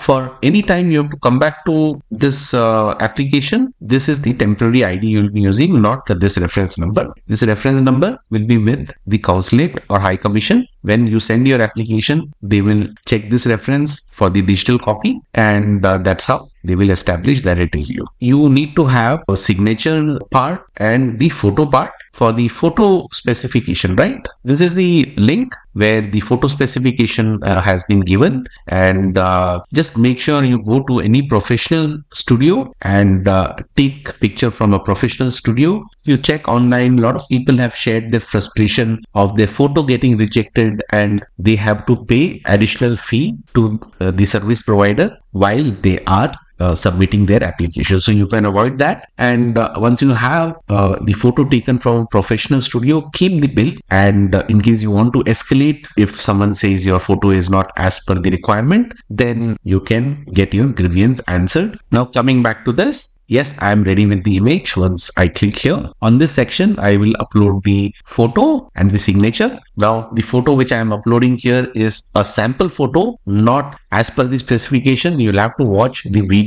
on how to get the actual specification. The link will be in the description to the photo requirement. Please go through that, and when you click here, you also get to see the photo specification. Okay, so I will upload both photo and signature, which is just a sample. So as I said, this is just a sample photo and signature. Okay, you see here, again, depending on the age of the minor, you may have to go with thumb impression or signature. So the best way to get this check is to call up BLS and see whether it is signature or the thumb impression what is required. And again, depending on gender, the thumb impression hand might change. So call BLS and get this clarified for once before you upload. Once the photo and signature is uploaded, you have option to check if you want to upload again, or if you think that everything is fine. This is how the OCI printout will look, the photograph and the signature beneath that. So if you're satisfied, just go with I have uploaded successfully. So on this page, there is a document list which is given. Current passport, that will be your current nationality passport. If it is Canada, the Canada passport. Employment and work letter, this for the minor will be from parent side. Indian origin proof will be your minor's cancelled passport, that will have all the detail. And Indian visa, that will be the PR and COPR copy. Then joint declaration of subsisting of marriage, this is not required. The guess is that both parents have their spouse details written on the passport. If not, you will also have to send marriage certificate, and in all cases just send the marriage certificate. Consulate might not have issues, but when you do a walk-in with the service agency, because of want of this document, a lot of people have had hassle. So have a marriage certificate handy. Relationship certificate is not required because your passport will have that. And this is a long list. Some of them are not applicable to the minor. When it comes to Indian origin document, previous Indian passport, as I said, for the minor child, that should take care. And there are other options also given here which you can see, but those are not required. So with this previous Indian passport, it should all be good. So click to proceed to part B. In this section, all the responses I'm making it no. Just go through this. Some of them, all of them, I have made it no. Read through this and select the option appropriately. And then when you come to present nationality, automatically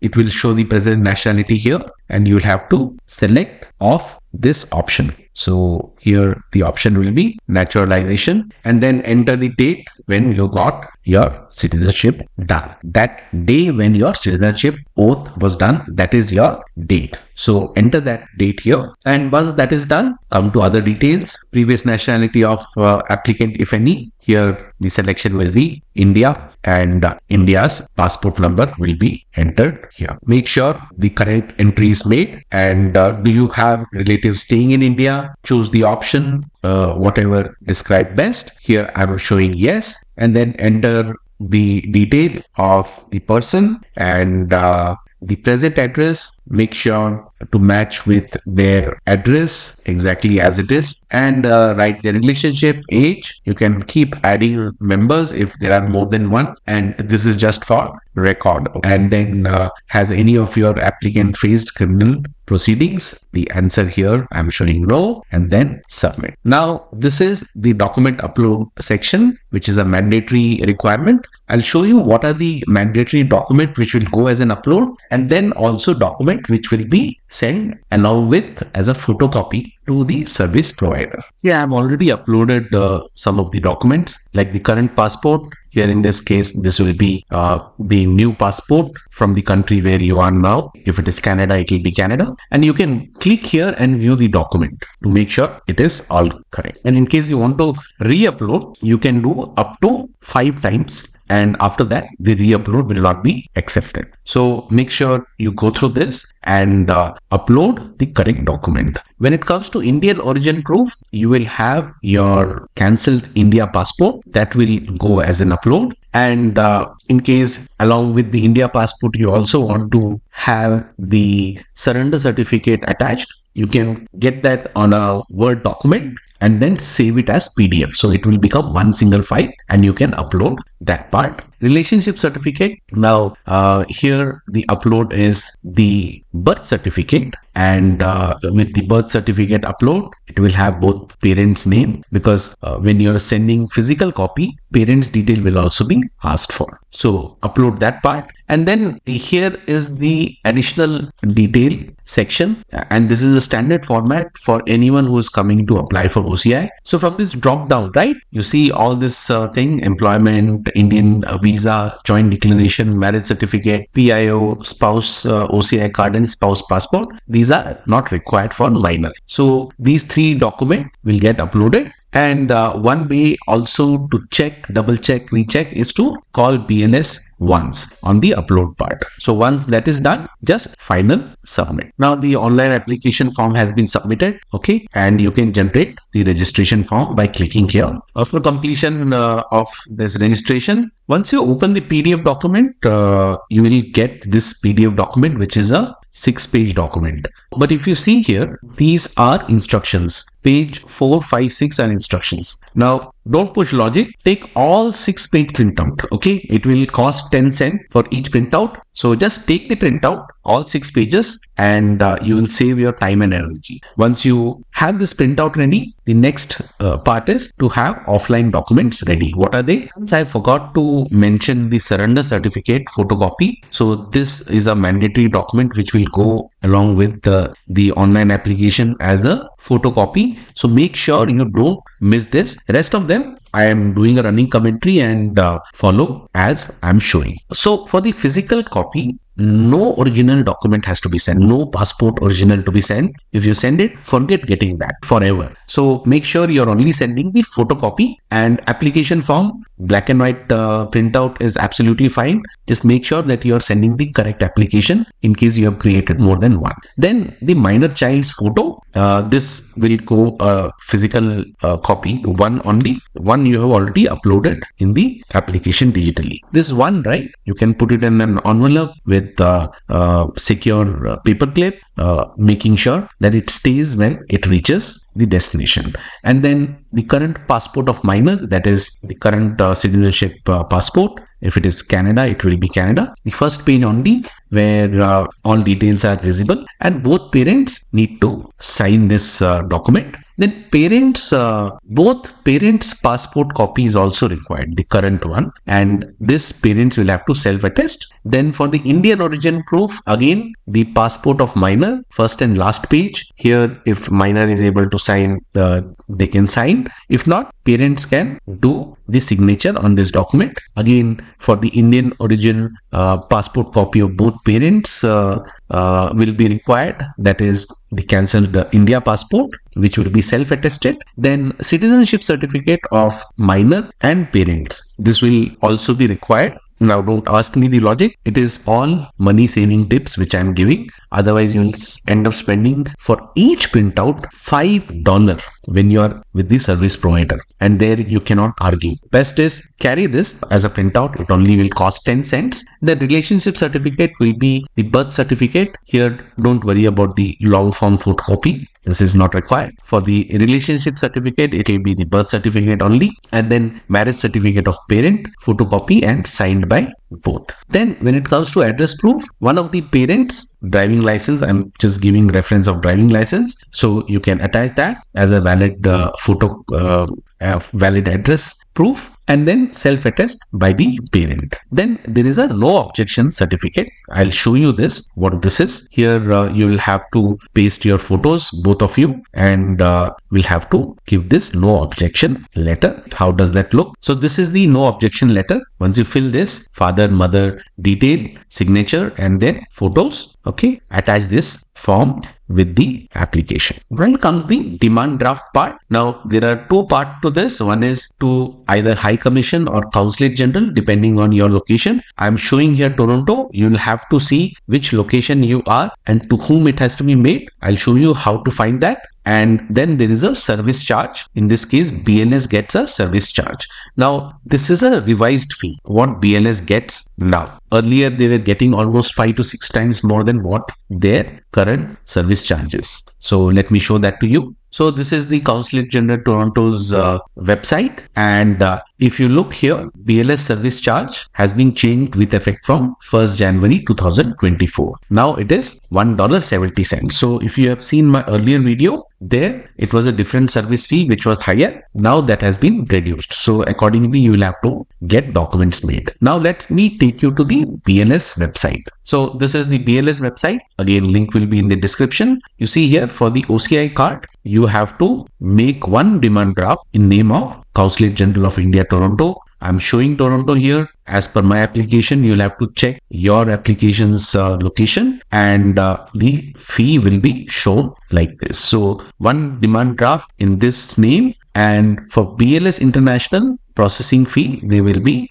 another demand draft. Now, if you're doing a walk-in, right, you don't have to make demand draft for BLS. You can directly pay to them, but you still have to take demand draft for the Consulate General of India. Now, when you're making this demand draft at your bank, ask for a waiver, because if you don't ask, you will end up spending $10 per demand draft. And in case you are submitting multiple applications, just think for each of the demand draft, you'll be paying $10 each. So bank usually waives this off, because I'm sure you would have multiple product with the bank, and being a loyal customer, they waive this. I never had to pay any money, be it surrendering certificate or getting the OCI. Take each demand draft separately, but ask for a waiver with the bank. Okay, so they will give you that waiver. Now, once this is done, right, your online document, your offline photocopies, everything is ready. The next thing comes is the checklist. So in this checklist, this has to be verified by applicant. In case of minor, it will be one of you. So make sure either you tick or write check. This is the checklist. Online application form, check or okay. Surrender certificate. Here I had missed that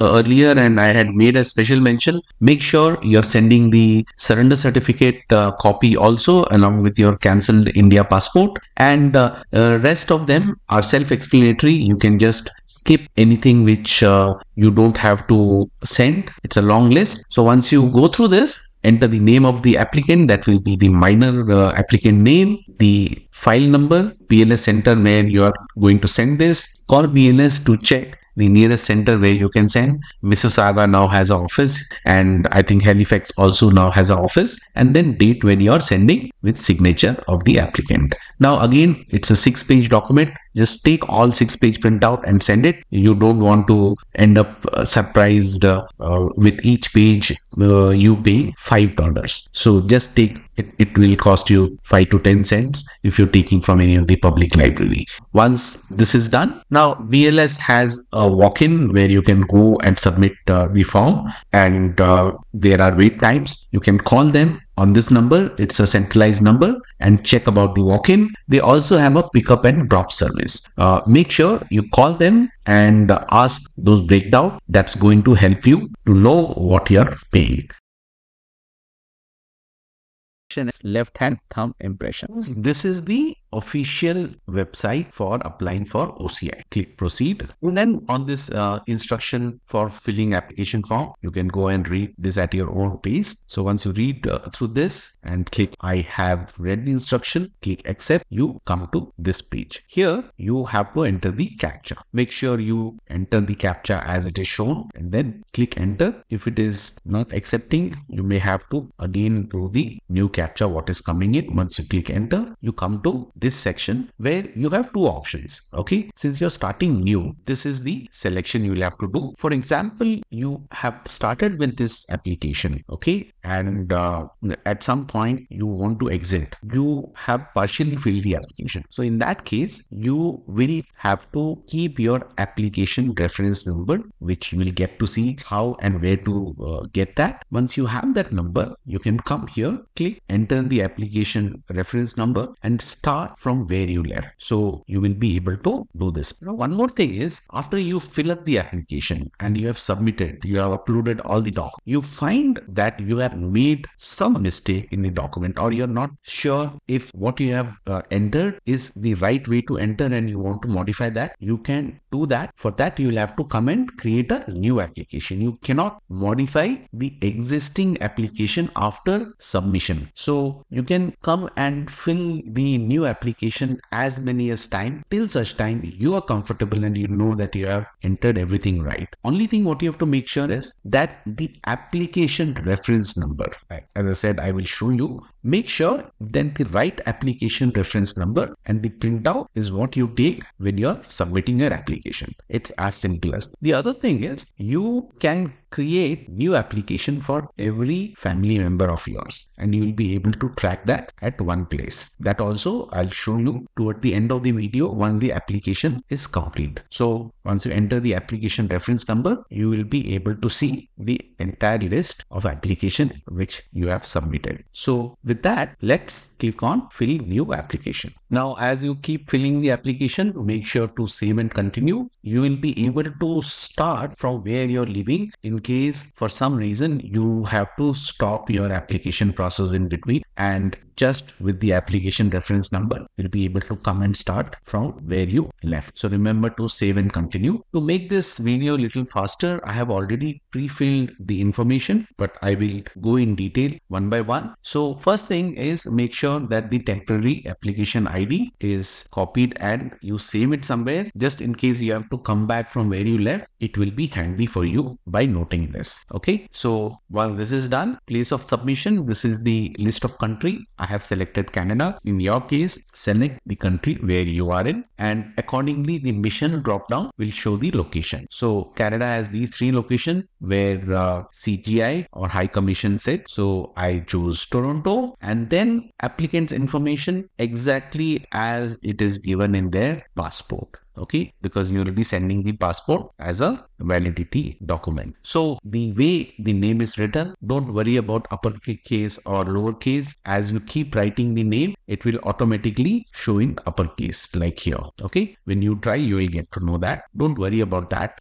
Just make sure that the given name and surname is entered correctly. Now, what if you don't have a surname? Here, there is no asterisk. Asterisk means mandatory field, and if there are no asterisk, it is not a mandatory field. So you can leave this blank, or universally accepted is XXXX. Okay, so between blank or this, you can choose anyone. So you see, I get back to the old name and automatically it comes in caps. Then sex, you cannot go wrong for the minor. Date of birth, country of birth, place of birth, current nationality, we already talked about. National identification number is not a mandatory document. Leave it blank. I did that for my minor child. And when it comes to visible mark, okay, just write to your best of ability. With kids, as they grow, things change. So don't worry. Just make sure you make an entry. Don't leave this blank. Anything which you think or you are able to see, write to your best of ability. Then the applicant's passport detail. Again, this minor child's passport detail. Open the passport. Make sure the passport number, date of issue, the date, month and year are correct for both issue and expiry. Place of issue is also correct, and there will not be any previous passport number for the newborn kid. So it will remain blank. Okay. Now applicant's family detail, father's name, father's nationality, father's profession. Profession has a long drop down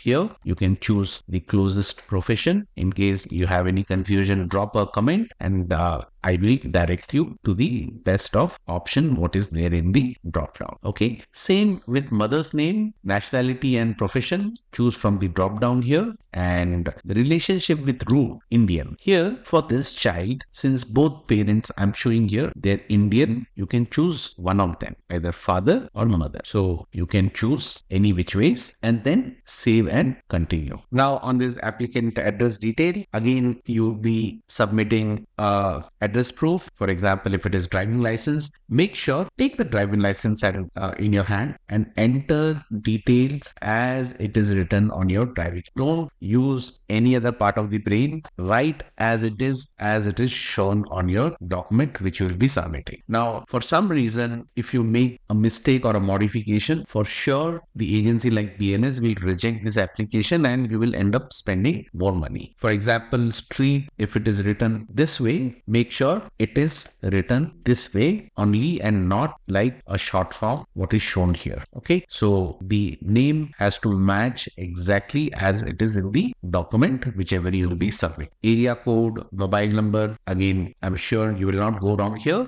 In case the telephone number is a mandatory field, so make sure you enter your spouse's telephone number. In case you don't have a telephone number, speak to one of your friend and just put their number here for the application process, and then the email ID. So once you do this, click next. You come to this verify information page, which is nothing but whatever you have entered so far. So it's one way to check, recheck, and double check, cross check. Make sure you have not done any mistake. So once you go through this entire detail, okay, come down and then submit. So now we are on the upload section. Okay, so you get this reference number. With this reference number, you can again log in and see where your application is. So make sure you save this somewhere as you continue. Okay, now for the photo upload, there is the requirement of the specification. Okay, since this is a minor child, signature is not required, thumb impression will be required. I'll show you which thumb will be used for the child based on their sex. So for the photo upload part, I have made a separate video, OCI application prepare photo and signature image with paint for upload on Windows PC. It's a 2-minute video. This video will help you to get the size exactly the way it is required. Okay, so you can go through that video. The link will be in the description, or you can just type OCI application prepare photo and signature. My video will pop up. Once you're ready with the photo and signature, just click yes, I'm ready with the image, and you will come to this section where for the photo specification, right? Once you click here, it shows the photo specification, that is 2 inch by 2 inch or 51 mm by 51 mm. So if you go through my video, you'll get to know how exactly to ensure that this is within that specification. And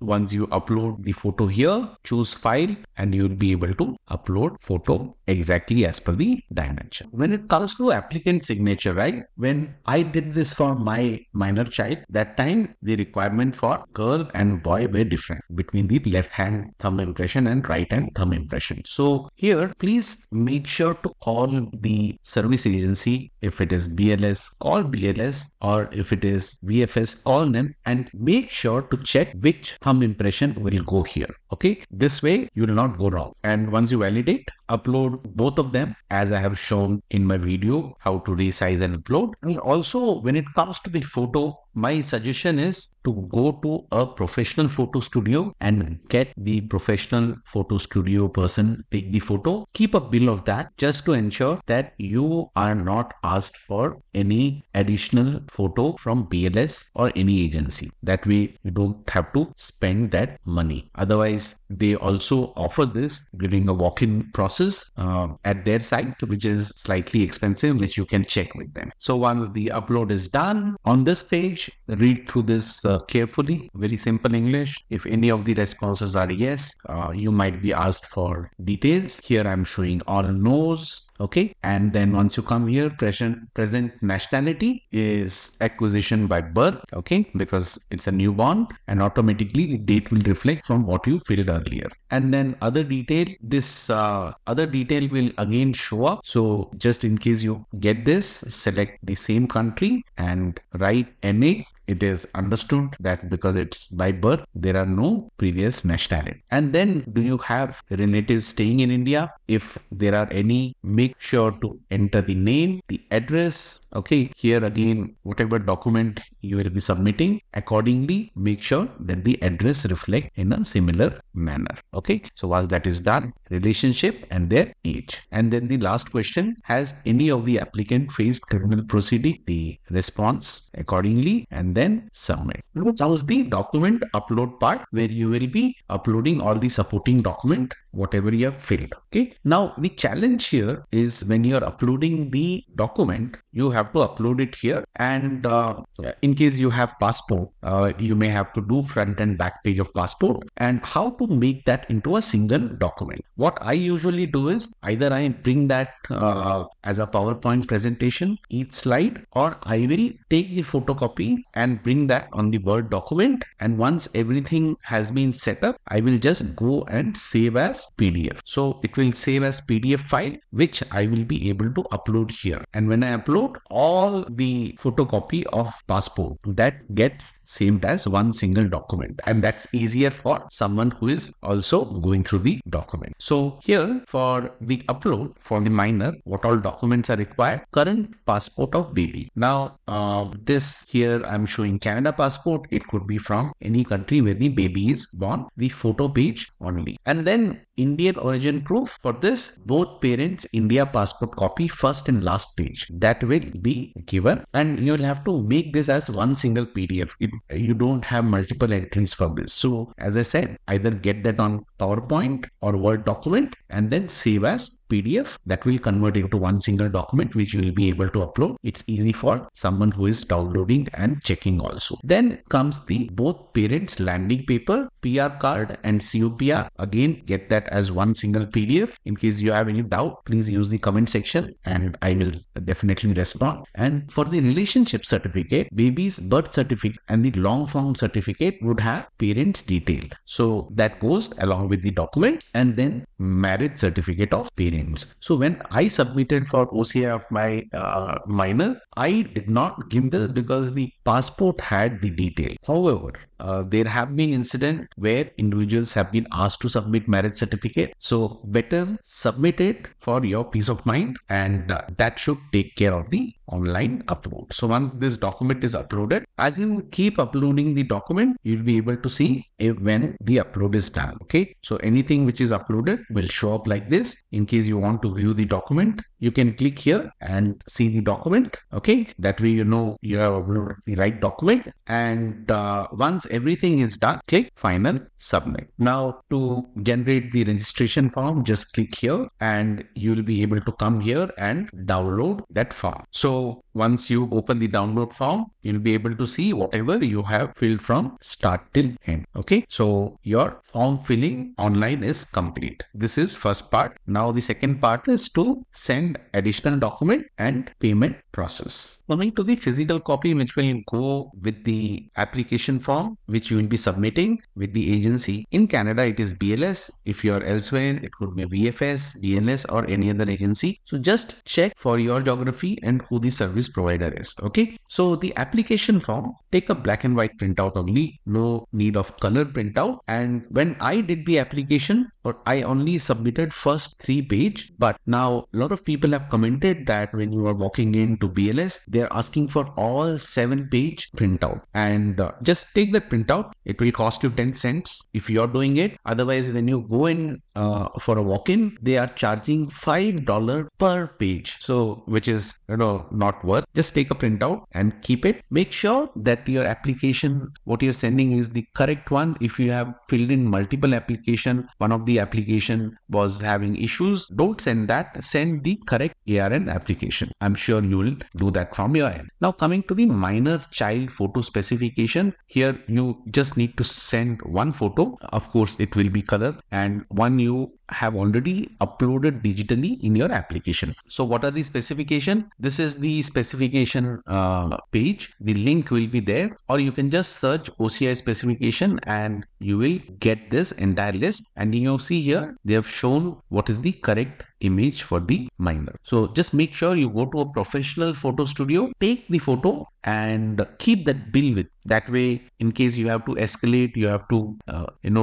reach out for grievance with higher authorities, you have that bill with you, because if it is not as per the format, the agency will refuse and they will make you take the photograph in-house, which will be expensive. So in case you find that it is as per specification and you want to raise a grievance, you need some document with you. Okay, so this is on the photo part. Current passport of minor, this will be photocopy on the first page and both parents need to sign. And for the Indian origin, this will be passport copy of both parents, the first and last page, and each parent will self-attest their passport. When it comes to the landing paper, PR and COPR copy of both parents, that will be self-attested, and relationship certificate, birth certificate and long form, again photocopy, and you can self-attest this part. Then marriage certificate of parent, that will again be photocopy signed by both, and then address proof, which will be driver's license with address. So I had informed you when we were filling up the application, whatever address is written on the driver's license, exactly same way it will go in the online application. Otherwise, again, this has been cause of rejection, where if you have driving license has a street name as a complete name, but you on your application you have abbreviated as a short form, they have rejected application and you end up wasting your time and again pay money for the service. So you can avoid that. This will be photocopy self-attested. Both parents will have to sign the no objection certificate. What is that? So this is the no objection certificate. Okay. And now what I see is that there is a requirement of father and mother's photograph and signature, phone number. So just abide by what is required. You will have to paste father and mother's photograph and send it. So this, will take care of the no objection letter. Then when it comes to demand draft, there has been recent change with the BLS international fee. The Consulate General fee has not changed. Let me go to the website. So this is the BLS international website, and this is for the OCI card. Okay, so you see, you will have to get the demand draft in name of Consulate General of India, Toronto. Okay, I'm showing Toronto because I chose Toronto. Accordingly, depending on your location, you will have to go to the jurisdiction and you will see the amount payable to name. So get the demand draft made for $345. So whenever you're watching this video, make sure you come to this page, the BLS International OCI section. The link will be in the description. Check what the fee is, because if there are any changes, you will know what the current changes are and you will make the document accordingly. Otherwise, one more option is call up BLS. Okay, this is their number, and just to double check on what the requirement is when it comes to fee. So this will be Consulate General fee, the $345, and BLS processing fee now has reduced. Okay, it's $1.7. Now the processing fee has reduced. Both of this will have to be a demand draft. So one will be BLS International Service Canada in, and the other one will be Consulate General of India. Okay, so what happens is when you go to your bank to get this demand draft, they might ask for a service charge. So one way to avoid that service charge is to ask for waiver from the bank, because you are customer with that bank, and I'm sure you would have multiple products with the bank, so they will waive it off. Otherwise, you will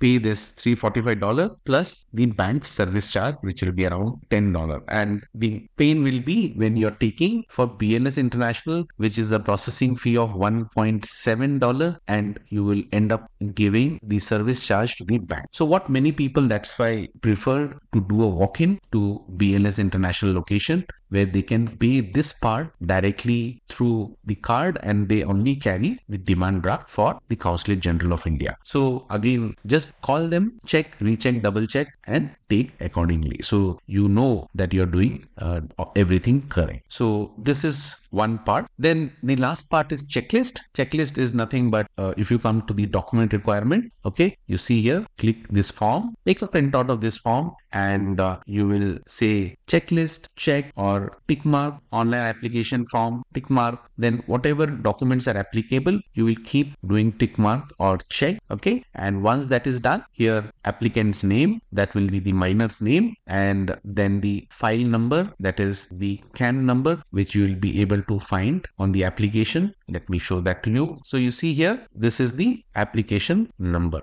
Okay, so this you will be able to find, and once you do that, BLS center, date, and signature of the applicant. In this case, both parents can sign this part. Okay, and as I said, just take a printout of this. If you ask me, this is not required, but knowing some of the comments, just take this printout. It will cost 10 cents extra than getting the whole printout done with each page costing $5. Now, if you're in Canada, BLS also has a pickup and drop service.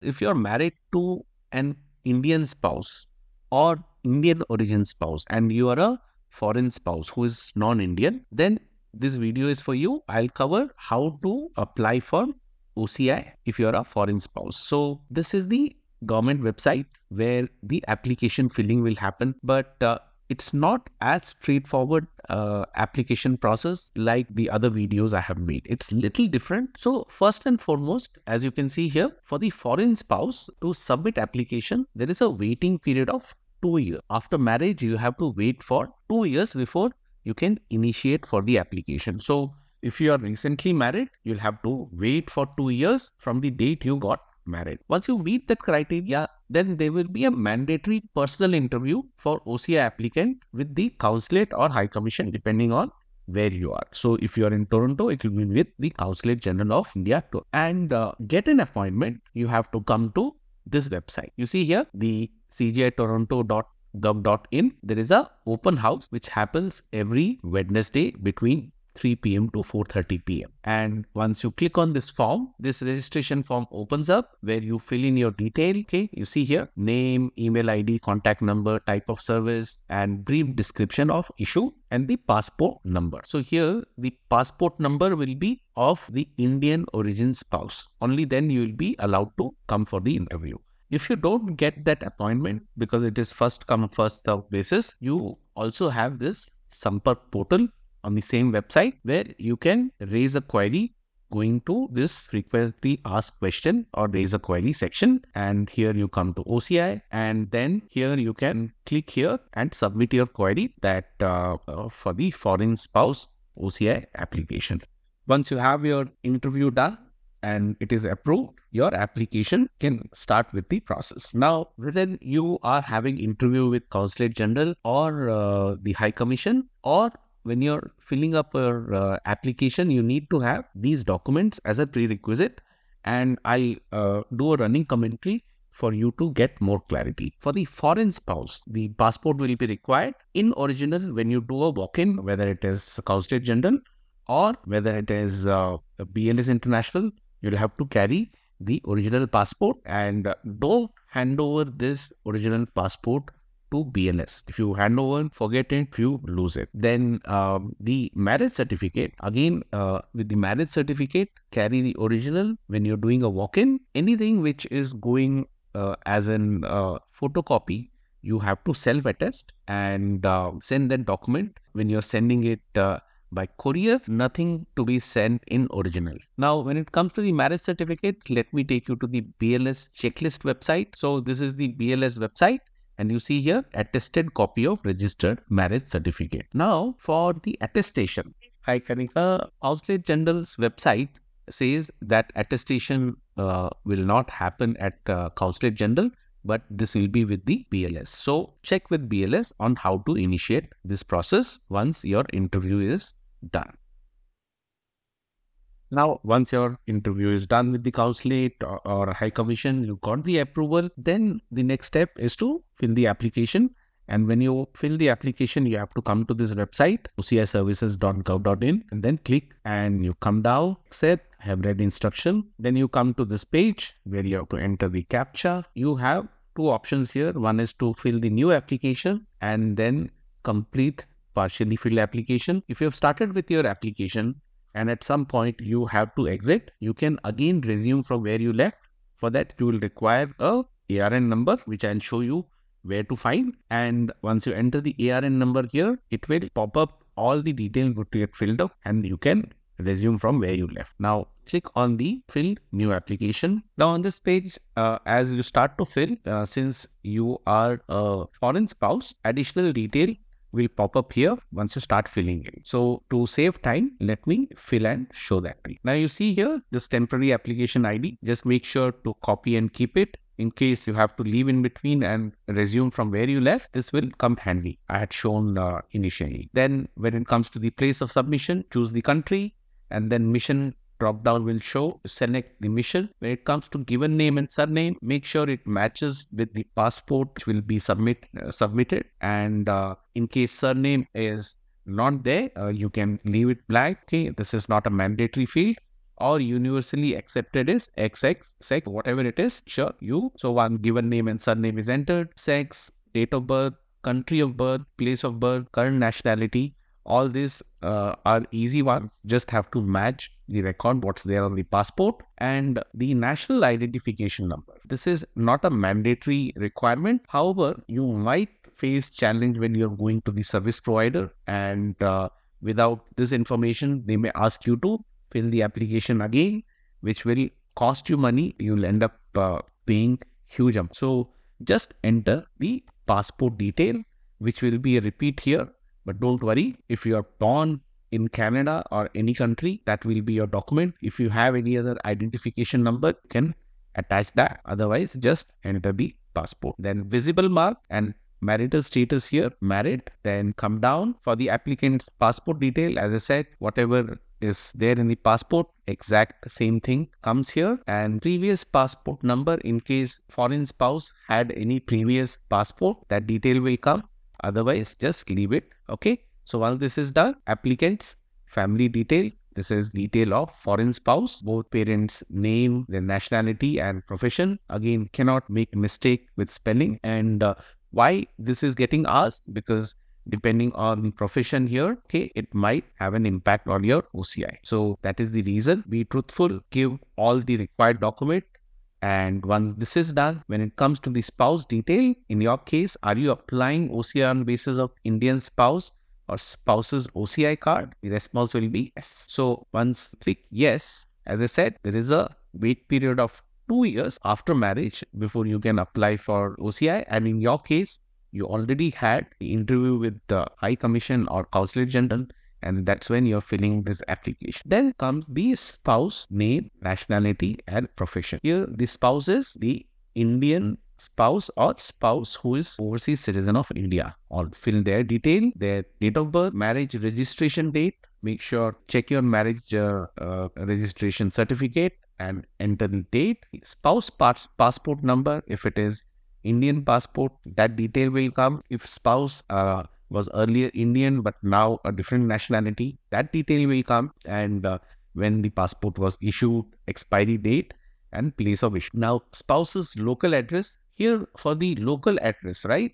Whether it is abroad or India, whatever address you're writing here, make sure it matches with spouse's identification address document. If it is driving license of spouse, whatever is written, exact same way, make an entry. Okay.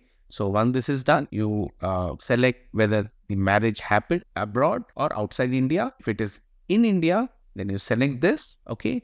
And then you will be asked if the marriage is solemnized India, whether marriage registered with the registrar of marriage. So if it is yes, you select yes. If it is no, then you will be asked additional question.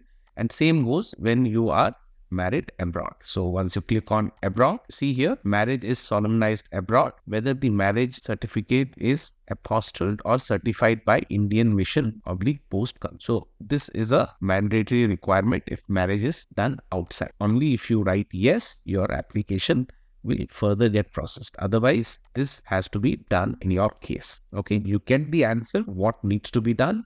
Here I am choosing India. Marriage was solemnized in India and registered in India. So saying yes. Whether marriage still subsisting, response showing yes. Have to select depending on what you choose. You will be asked question and it will be decided. Now, whether you have more than one living spouse, whether your spouse has any other living spouse, you'll have to answer that. Here I am showing no, and then save and continue. In this section, this is for the foreign spouse, their occupation, address of employer, all the address detail are filled. So these are mandatory sections. So you'll have to fill that. And then applicant's address date. Now, I'm assuming that both of spouse, they have similar address if they are in one. So address code, mobile detail, telephone number, email. All these are mandatory requirement which has to be filled. Don't have a telephone number, you can enter your spouse's phone number or mobile number, or just keep a number where someone can reach you, just in case they have. Once this is filled, next. So this is the section where you verify all the information which has been filled so far and check for its correctness. In case you want to modify this, you have an option to modify here. And once you have gone through and you know that you have done check, recheck, cross-check, and everything is okay, you click submit. So once you have submitted, your reference number is now ready. Copy this reference number and keep it. And then now you need to have your photo and signature ready. So there are specification requirement for photo. Once you click here, you will get to know. I have made a video. So this is the detailed video where I have shown how to make sure that the photo specification is correct and the signature part is correct. When you're getting the photo taken, make sure it is from a professional photo studio as per the specification required. I'll show you the specification. So this is the page where the specification is given, how the photo has to be, the size, and what is acceptable, what is not acceptable. So if you go to a photo studio, from a professional photo studio, they know how to take the photo. They will ensure everything matches as per the requirement, and that way you are stress free. You make sure you retain the bill from that photo studio or receipt from the photo studio, just in case you encounter any issues when you're dealing with the service provider when you're submitting your application. If they say this photo is not to the liking and all those things, and you want to check and ask over an email why this was rejected, because you will be paying money for any photograph which you take at the service provider's location, and it's expensive. Once you take a photo from photo studio, you know that everything as per the required standard. Once you have your photo and signature ready as per the specification, make sure you watch the video because it's a little tricky when you try to upload.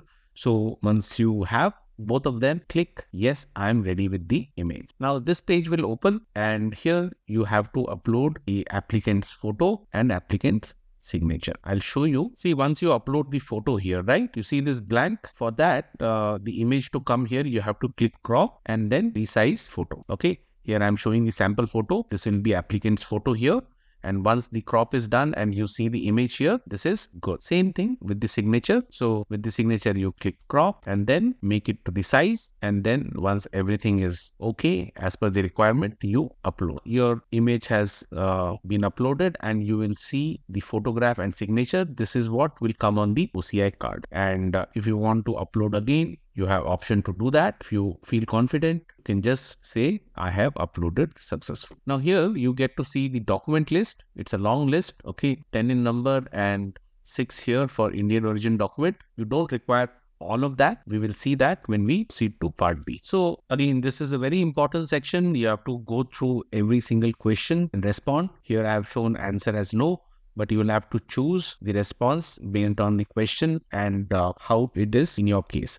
And if there are any yes, you will be asked for more detail, which is self-explanatory. Once you go in, you get to see that. So we come down here. Okay, all this have been no. Here what I'm showing, present nationality detail of the applicant, that will show up, and acquisition method from the drop down, you have to show how the method is. Here I'm showing by birth, and automatically from what was previously filled, the date goes. Then previous nationality of applicant, here by default it shows as Canada, and because it's the same passport and it has not been surrendered, here just mentioning not app. Now, do you have relatives staying in India? You have to choose your response. If it is yes, then relatives name, their address, relationship, and age has to be mentioned. You can keep adding a number of relatives there. Okay. After that, has any of the applicant faced criminal proceedings? Has to be answered, and once this is done, submit. Now here in this upload section, you see there is a re-upload limit of 5, after which re-upload is not allowed, and there is a document view limit up to 3 times. So once you upload the document, you can upload 5 times, and there is a view section. I will show you that you can view 3 times. So to avoid any confusion, just make sure documents are properly labeled beforehand, and when you're uploading, you confidently know what you're uploading. So this is the list of document. Okay, it's a long list. Now current passport, that will be foreign spouse's passport, which will get uploaded. Foreign spouse's employment or work letter, that will get uploaded. Then joint declaration of subsetting of marriage. I would suggest call BLS once, because you would have had interview with the consulate they would have those details and they have approved. So whether this uploading is required or not, marriage certificates will definitely go as an upload. And then spouse's passport is Indian or Indian origin spouse's passport, he or she OCI card holder, that will go. So you have to go and upload all the documents. So after checking with the BLS on what all upload has to be done, everything has been uploaded. That is foreign spouse current passport, employment work letter, joint declaration of subsetting of marriage, marriage certificate, which is attested, and spouse passport, everything has been up. And then final sub. Then you can generate the registration form. Once you click here, once you open the PDF, you see here it shows as foreign spouse applicant, and photo, signature, everything is seen here.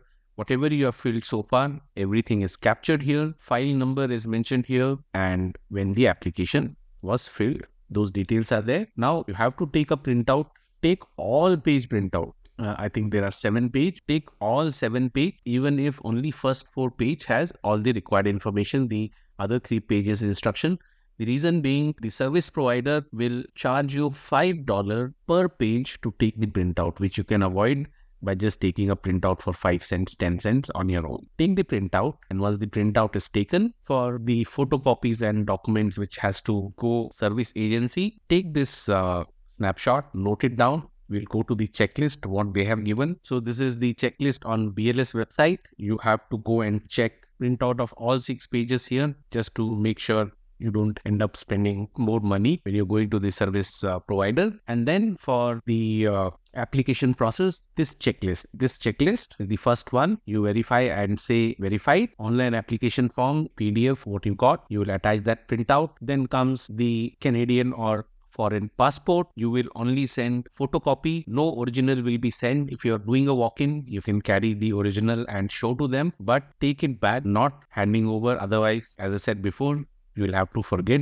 the passport. Then professional detail, you uploaded, same thing as a photocopy. Now for proof of address, it has to be either a government issued valid ID or driving license. You can check from the list, and in case you have driving license, take the printout and self-attest that. Then comes fee and the photograph. Photograph, we already saw the required specification, what is getting uploaded as digital, the same specification. Photo, you can do a paper clip, don't staple it, just paper clip along with all the other documents, secure it so that it does not fall. We come to the fee little later. Here you see type B, you require the document what is mentioned here, which I already said to you. Check from here, and then attested copy of registered marriage certificate that we get attached, Indian passport of spouse, and with the Indian passport of spouse's PR card and COPR will also go. So that's why I said call BLS, know exactly what documents will be required. And in case spouse is no more Indian but an OCI, then spouse's foreign passport detail and the OCI card, both will go along with this. So once you call the agency, BLS or any agency in your country, you'll get to know about the document. So once you have all this document, I'm now on the BLS website, and if you come to the application fee for the OCI card, there are 2 fees. One is paid to Consulate General of India, Toronto. I'm showing Toronto because in my case, I chose Toronto. In your case, look for the location and what the fee is. So one fee, a demand draft will be made for the amount what is mentioned. So if you are in Toronto, it's $345 and it has to be in name of Consulate General of India, Toronto. I had mentioned this in previous video. When you're making a demand draft, ask your bank for the demand draft waiver. Otherwise, you will give $10 for the service fee. And same goes with processing fee. Now, this has drastically reduced the processing fee, and that processing fee, if you have to take a demand draft, if you're sending it by pickup and drop service, which BLS has, will have to give a demand draft for $1.70. Again, bank might charge service fee. Please ask for a waiver, and bank will be more than happy to do that once you ask. And in case you're doing a walk-in, then you still need to carry this demand draft, but the processing fee you can pay through credit or debit card directly at the service agency. Now, when it comes to the courier fee, my suggestion is call BLS on this number and ask for the courier fee and what exactly the services include. I made a separate video on some of the charges which came as a surprise to me, which I had not availed. They later made a refund for the amount which was charged excess because of technical failure and also in one case because of the human error. So make sure you check with them what services are getting offered, what are the charges. As a OCI card holder, you would be aware that it has a lifelong validity, and under very special circumstances, it gets cancelled. Otherwise, it has a lifetime validity. When it gets cancelled, I'll not go much into detail. I'm sure you'd have seen recent news. And there are times when you need to update your OCI, and there are times when you have to reissue your OCI. Depending on what you're doing, the process is little different.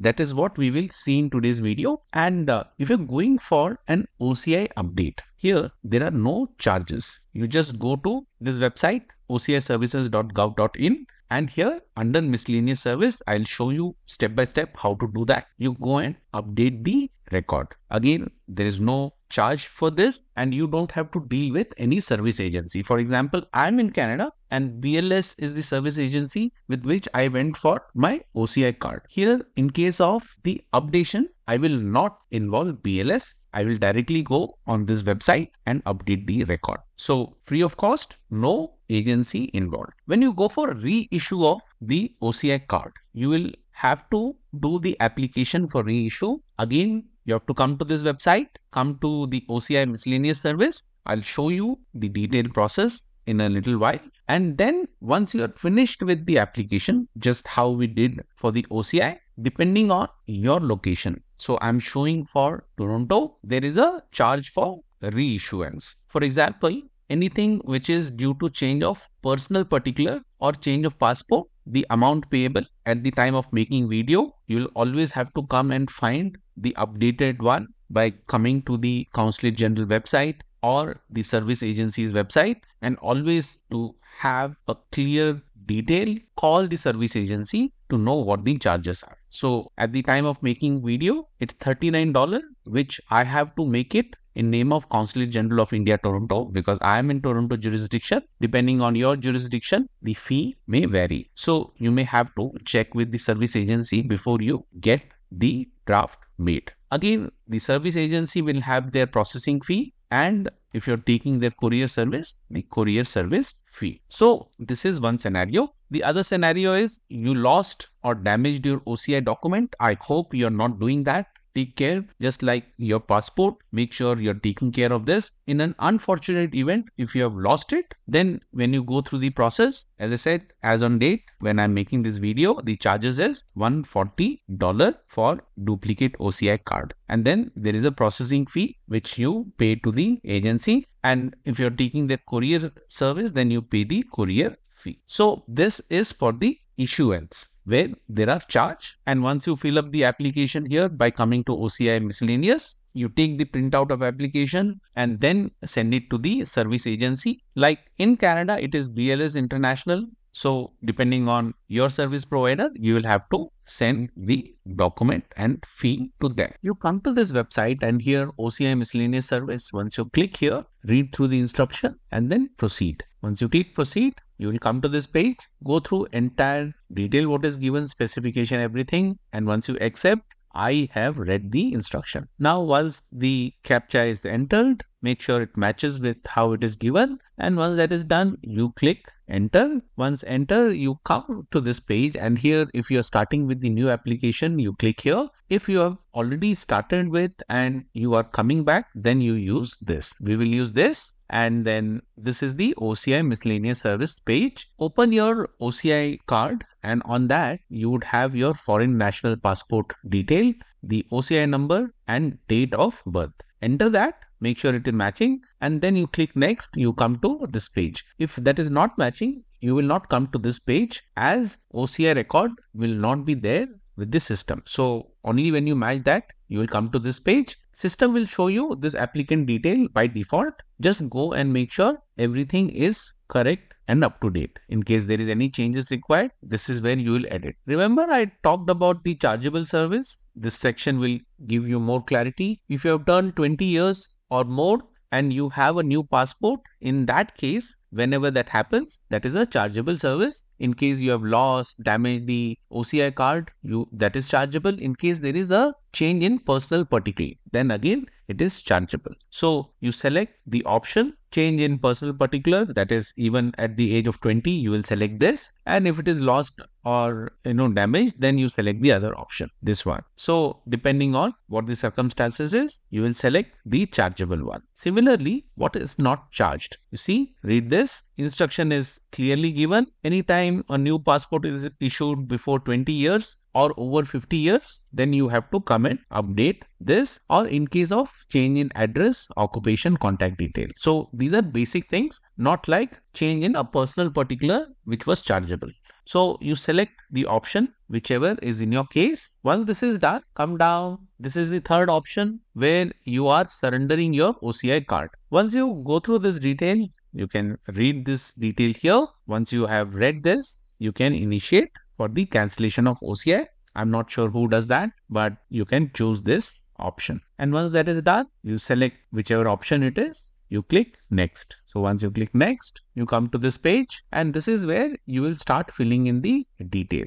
Based on where the OCI card was issued, automatically these two details will be filled. If you want to change, you can change that. And then these are personal particular, the passport detail, which is the latest. You will start updating that. Just look at the passport, enter the detail as it is. So I'm not going much in detail into what needs to be filled. If you have watched the OCI video, everything has been shared in detail. In case you have anything specific, please use the comment and I'll try to respond to that. Otherwise, it's fairly simple, where you also enter reason for availing the service. So once this is done, assumption is that you have filled your application for the miscellaneous service, whether it is updating the new passport detail, or you have changed your address, occupation, contact detail, or you have gone for a new passport on completion of 20 years, or you have changed personal particular, that is name, father's name, nationality, etc., or you have lost or damaged your OCI registration card,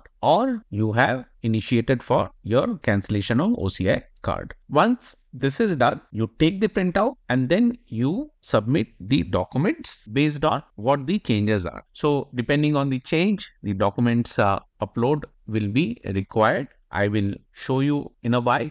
However, in case when you're filling the application and you are encountering issues with how to upload your photo, signature, and the document, let me share that with you. Upload section for the signature and photo. And here you can go through the uploading photo specification. I'll show you a simple way to make sure that it matches with the requirement. For the photo specification, you click here, and this is the sample photo they have given. The size has to be 2 inch by 2 inch, 51 mm by 51 mm, and they have given how the background has to look. They have also given the do's and don'ts. So make sure you don't take photos like this and it is clearly visible. So they have given the sample, what is the correct one. You can go and read this document, and how to check if this matches the required specification like this. For this, what you can do is you can come to this tool. The link is in the description. This tool Canva, once you create a design and custom size, you see here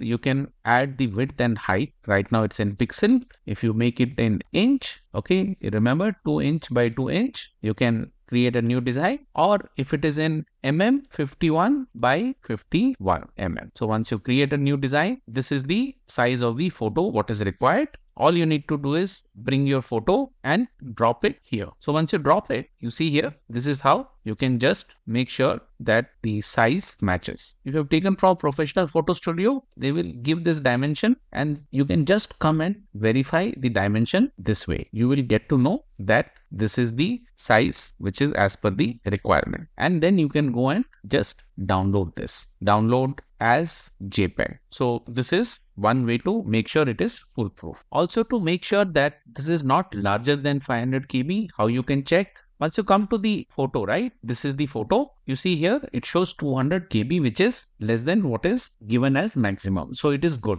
Even if you find that this is on a higher side, there is one more trick. All you need to do is open this in Paint, and in Paint, you have this selection here, resize or skew. So here you can just reduce the percentage. Instead of 100, you make it 50. And when you make this 50 and save it, the size also reduces. This way, you will get the desired size. However, when you download with Canva, it will give you a compressed form, and I'm sure the size will not exceed. So this is one way to make sure that everything matches with the requirement. The photo and the signature has to be in JPEG format. Make sure when you're downloading, it is in JPEG format. And when it comes to the signature, the ratio has to be in 1:3 ratio, height and width. Again, to do this, we can go to Canva. In Canva, create a new design, custom size. The size will be 3:3 will be the width and 1 will be the height. And here I have kept inch. Then you create a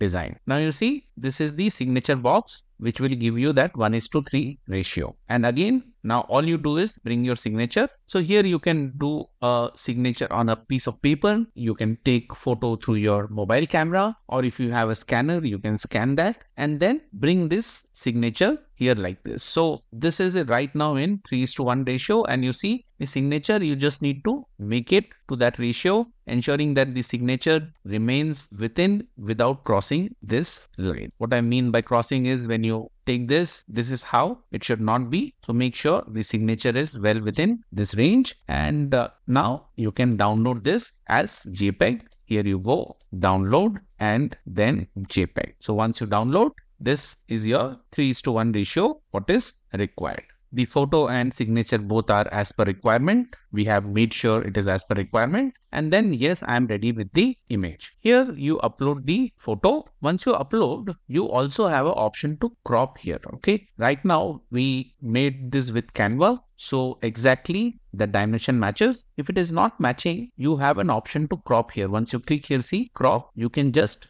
drag and drop. So that way it gets adjusted and it shows the image, the one which will get seen here. And this is what comes on your OCI card. So once the crop selection is done, you just keep that, and then you come to applicant signature section and upload. You can see here again the dimension matches. So there is no need to crop. If you feel like you need to crop, you can click here. So you can see here, it says applicant signature, which you have selected is as per instruction. If you want to change, then click crop button and drag the white selection area, or else directly upload the original image. So if you want to crop this, you can click here and then you can drag it if you want. This is something which can be done. Once this is done, just click upload. The image has been uploaded, your photo and signature, which will come on your OCI card. This is how it will be. So you'll be able to say this part.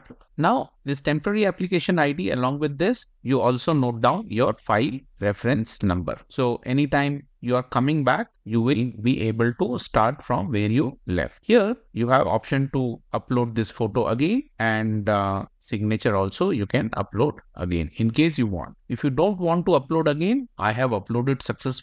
Click here. So anytime you have to upload a document, this has to be in a PDF file, and there is a maximum size limit. As I showed, you can change the size limit the way I had showed previously for the photo. However, to make a PDF document, come to file, and here you can create a custom size. So the typical A4 size is make it 11 inch by 14 inch. So you now know that typically this is how the page will be. And then what you do is your document image, if you have taken that on a phone, that document image you drag and drop. So once that is done, you can just adjust and you will be able to see that the image what you have pasted here is clear or not. Make sure it is clear, and then you can keep adding the page and dropping other document. For example, now we have these 3 documents. Okay. So once this is there, go to share, and here when you download, you have to select PDF standard. So this is the one which can be used for sending email. Once you select this and you download, see this is the downloaded image, and this is 259 KB, which is well within the requirement. Once we open this, this is the document. So you can keep adding as many as page and make it into PDF this way. In case of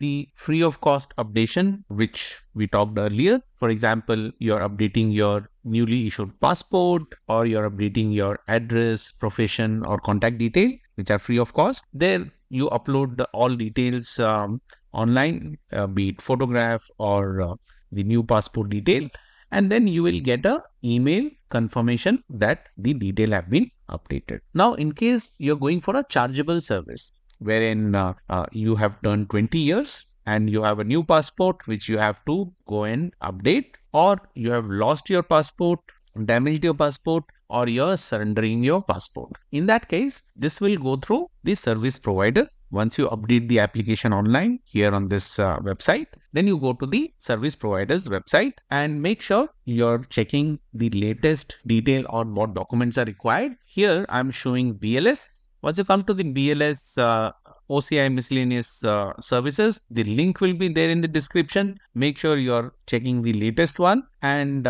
once you click on the checklist, you will get this checklist, which is a standard checklist for submission of OCI, reissue of OCI, or conversion of PIO to OCI. So here you will look at type B, application for reissue of OCI. Again, you would be sending this document A, B, F, G, H, I, J. A, B, F, G, H, I, J. All these details will be included. Then you will include your existing OCI card, PIO card, if it is applicable in your case, and that will be the original in case you are doing a walk-in, or else it will be photocopy. So better to call them on their number and verify before you send this document. For a damaged OCI cases, you have to enclose damaged OCI card in original, and for the lost OCI cases, police report for lost OCI card. Along with this, you have to pay a prescribed fee. So this is for the reissuance of OCI card due to change of personal particular passport, where you pay $39 as on today to Consulate General of India, Toronto, depending on your jurisdiction, and then the processing fee to the service provider. And if you are availing their courier service, that courier service fee. Remember, when I submitted the OCI card, no original document was sent to the service agency, especially by courier. If you're going in person, doing a walk-in, carry the original document. Otherwise, make sure you're checking with them. In all probability, you don't have to send the original passport or OCI card in any circumstances. Otherwise, you will lose that document if you're sending it by courier. This is for the reissuance. For the issue of duplicate OCI card, the fee is higher because it's either loss or damage. In that case, it is $140. Again, you get this in name of Consulate General of India, Toronto, or any jurisdiction you are from. You'll have to check that, and then the processing fee to the service provider, and if you're availing their courier fee. This is the detail to get your OCI card updated, which is free of cost, or getting this issued at the charges what is shown here. In case you have any question, please use the comment section and I'll be happy to respond. Make sure all documents are in place when you're sending it, and the best way is to call the agency once, check, recheck, cross-check, and then you send your document. Hi friends, in today's video, let's discuss Overseas Citizen of India card, OCI card. OCI has many advantages which I will talk about in this video.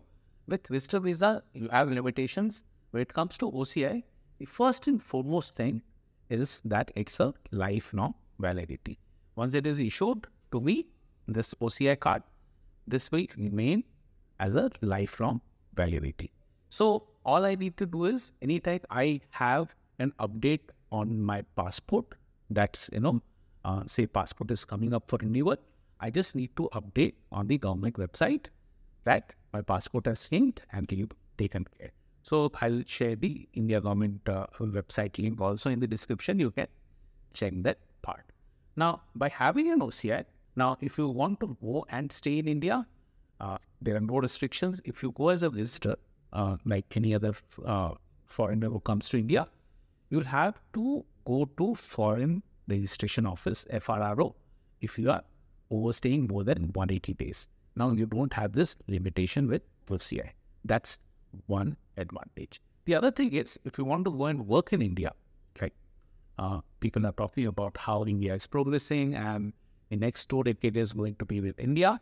If you wish to go and work in India, there are no restrictions when it comes to working in any private sector. If you want to start up your business, you can go and absolutely do that. as a non-resident Indian. So these are very good things, because of which many of us go for OCI card. Now, in my daughter's case, as soon as she was born, she was born here in Canada, and we applied for OCI card. In her case, it's a little different. The OCI again has a lifelong validity, but whenever she turns 20 years, she will have to get the OCI reissued again. Obviously, when she was newborn, how she looked will be different when she grows up. So it's also a way of tracking the individual. That's my logic. So that's a small change when it comes to the minor. Now there are few disadvantages.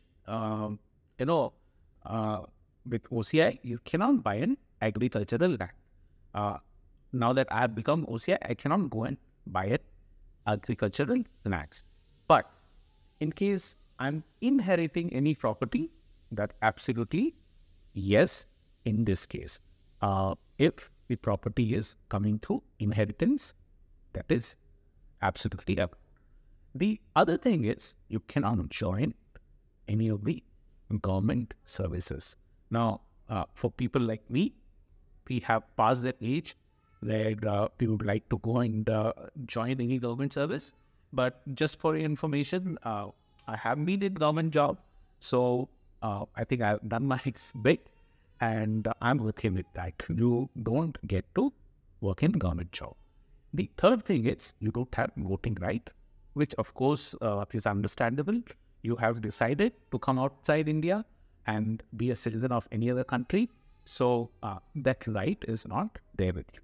These are, the advantage and disadvantage of being an OCI card holder. Friends, if you're an OCI card holder, this video is a must-watch video for you, because I'll be sharing my first-hand experience of my recent trip to India. And while everything is fresh in my mind, I wanted to share this with you because I, on ground, could speak to a lot of people who are OCI card holder and also foreigners who have made India their home. So this video is going to be a goldmine of information if you're a OCI card holder or you have been thinking of OCI. So do watch this video till the end. There is something for everyone, I promise that. So to start with, my recent trip to India, I had a great experience to see the transformation which India is going through. And just don't take my word for it. Even Canada's pension plan, CPP, or Ontario's teachers pension plan, they see that potential in India and have gone with an investment of close to 600 million. So you can just think how other countries have been looking at India and its future. So the growth is real. Now coming to what will really interest you, I'll start with the immigration in India. So I traveled from Toronto via Dubai to India, and when I landed in India, usually the immigration line, there are 3 dedicated lines, one for Indians, one for foreign national, and you being a OCI, there's a 3rd line. I landed in Bangalore airport, and airport infrastructure, amazing, a world-class infrastructure, hands down better experience than what I had in Toronto. So the immigration process was smooth being a OCI card holder. You are asked about where you will be staying, and you have to fill in a form which takes a couple of minutes, and then everything is done. Now earlier the requirement was for you to visit FRRO if you are staying long term. That requirement is no more there. You would have seen my previous video, and that actually is a very welcoming thing. So with your OCI card, at the immigration counter, you declare your address where you're going to stay, and you fill up that form, easy form where you give basic information, and that's it. So this is going to be the process even with you. The 2 most important document if you have with you, half of the job in India is done. One is Aadhaar, the other one is PAN card. So as you are aware, even with the citizenship change, the Aadhaar and PAN card remain as it is. Aadhaar is a identity document. It's not a proof of citizenship, which I'm sure you would be aware. And PAN card number also doesn't change when you're going with the taxation, right? I'll talk about that little later. But if you have these two documents, half of your job in India is done. Now, if you don't have a Aadhaar and you are a OCI card holder and you want to apply, then in that case, you need to be in India for minimum 182 days before you can go and apply for the Aadhaar card. So if you don't have an Aadhaar card, now you know that there is a wait of almost 6 months before you can apply online. And the process is very simple. Once you finish with that requirement, you can apply for Aadhaar. For NRIs, right, they also had to go through this process earlier, but it was changed. Now, as soon as you're back to India, you can apply. So in case you're still an NRI and not OCI, you don't have Aadhaar card, first thing you must do is, once you get back, get your Aadhaar card made. And that will take care of a lot of things. Coming to the job market part of it, as an OCI card holder, you can work in India. I could, speak to people who are OCI card holder, and what they said is most of the companies, they ask for document like Aadhaar and PAN card only. And when it comes to filing taxes, you will be filing taxes as foreign national. So that filing of taxes in part is on you. So if you have your Aadhaar card, PAN card, getting a job in India is not a challenge. And with your OCI card holder, which you have with you, you will not have problem anytime, anywhere. You cannot be joining government job, which I'm sure you must be aware of, or any sensitive government project which a private company is doing. So if you're getting assigned to any such project, then you cannot be taking that project. Be aware of these things. So like any other country where there are scrutiny and there are certain restrictions, that will apply even here. And I'm sure if you're going as a OCI, most of the private companies would be looking in for your experience of North America and would be aligning you to that particular role. Most of them, they said the work-life balance is not like Canada. So if you're looking for a work-life balance, it's not like Canada.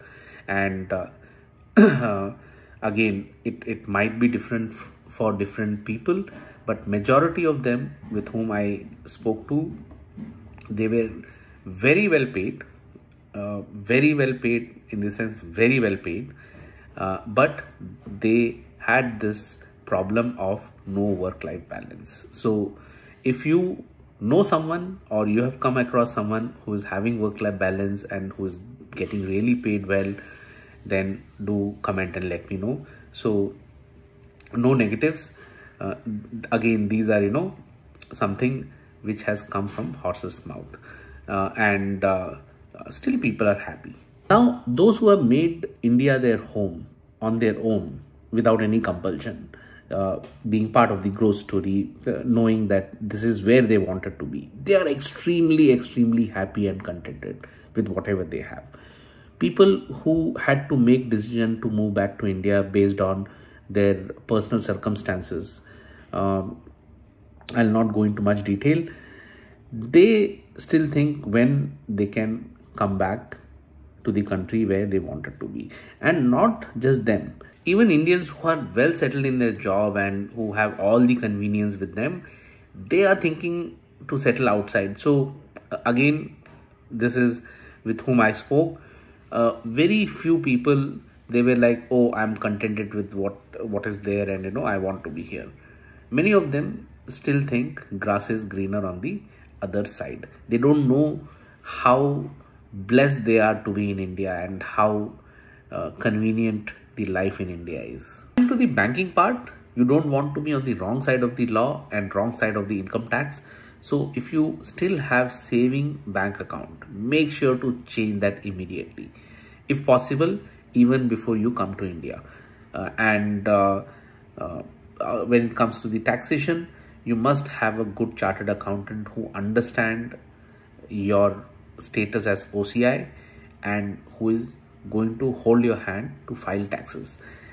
Make sure to have a good chartered accountant. Also, if you have a trading account, and a lot of us nowadays have account like Zerodha, make sure that that account is up to date with your status. So if it is NRI, the NRI account; if it is OCI, the foreign national account. It's easier to convert from Indian to NRI when you have not relinquished your India passport and you are still Indian citizen. The very moment things change, the paperwork become cumbersome. Buying and selling of stock, also the process changes. It is not as direct as it was before if you are NRI or OCI. So it's a different process which is followed, which any expert or professional broking agency, they will be able to guide. For example, Zerodha or your bank, speak to them. They will let you know. If you are in US and Canada, then there are certain restrictions on mutual fund. Although when you meet specific term and condition, some of the mutual funds are allowed. So all this awareness you will have to have if you are doing anything in mutual fund. Coming to the insurance part of it, now I'll first start with health insurance. I had a health insurance, and I had added my daughter, who is a OCI, who was born in Canada, to that insurance plan almost a year back. And this time when we visited India, she was terribly ill and she had to be taken to emergency. This insurance plan actually took most of the impact when it came to the hospitalization and the money part of it. So all I had to do was I had to fill up the insurance form for the claim, wherein I had to declare that I'm an OCI, and I had to provide the OCI card and the Aadhaar and PAN, everything. So you can hold an Indian health insurance. Again, speak to an expert, speak to someone whom you know, and it's suggested, if you're traveling to India frequently or even not, have an insurance plan, because the hospital and infrastructure is excellent. There's no waiting time, which people here in Canada crib about, and exceptional treatment. The only thing which I was concerned was during follow-up visit, my daughter had developed rashes all over her body, and the ointment which doctor recommended was antibiotic. So every time I would get anything like this, I would consult my doctor in Canada through an email, and once I got an update that if possible you avoid this, I went with the natural remedy. So all I did was bring those neem leaf, make it into a paste and apply on her body, and it worked perfectly. So the Indian system works. Life insurance, again, life insurance, you can hold a life insurance in India. Only thing is, if something happens, the money will come to you in Indian rupees and in your Indian bank account. So that you have to be aware of. Even LIC have products. If you have someone known, speak to an expert, speak to a professional, and they will tell you about the life insurance part of it, if at all you have been thinking. So yes, you can hold a life insurance in India. Let's come to the education part. Let's talk about schooling first. So if you have your children and you have been thinking about schooling in India, there is no discrimination when it comes to fees. You pay the same fee which an Indian student would pay. So there is no difference, be it CBSE, be it ICSE, be it IB, all you would be paying is the same fee like any others. So there is no difference. And when it comes to college, yes, there would be difference, and we'll have to do little research. I was not able to get the full story, but what I learned is as an NRI or OCI, you also have certain seats allocated specifically for NRI and OCI, where of course you would be paying little higher fee. but these institutes are institute of repute worldwide. You know what I'm talking about. If you're a pensioner from India, you worked with Indian government or state government, what happens to your pension? A lot of you had this question. So nothing changes to your pension. Your pension, what you're getting is for the work what you have already done. So it will keep coming to you wherever you are, whichever country you are. And Indian government has taken measures with the consulate and with the banks, where you can go and do your life certification, so you don't lose your pension.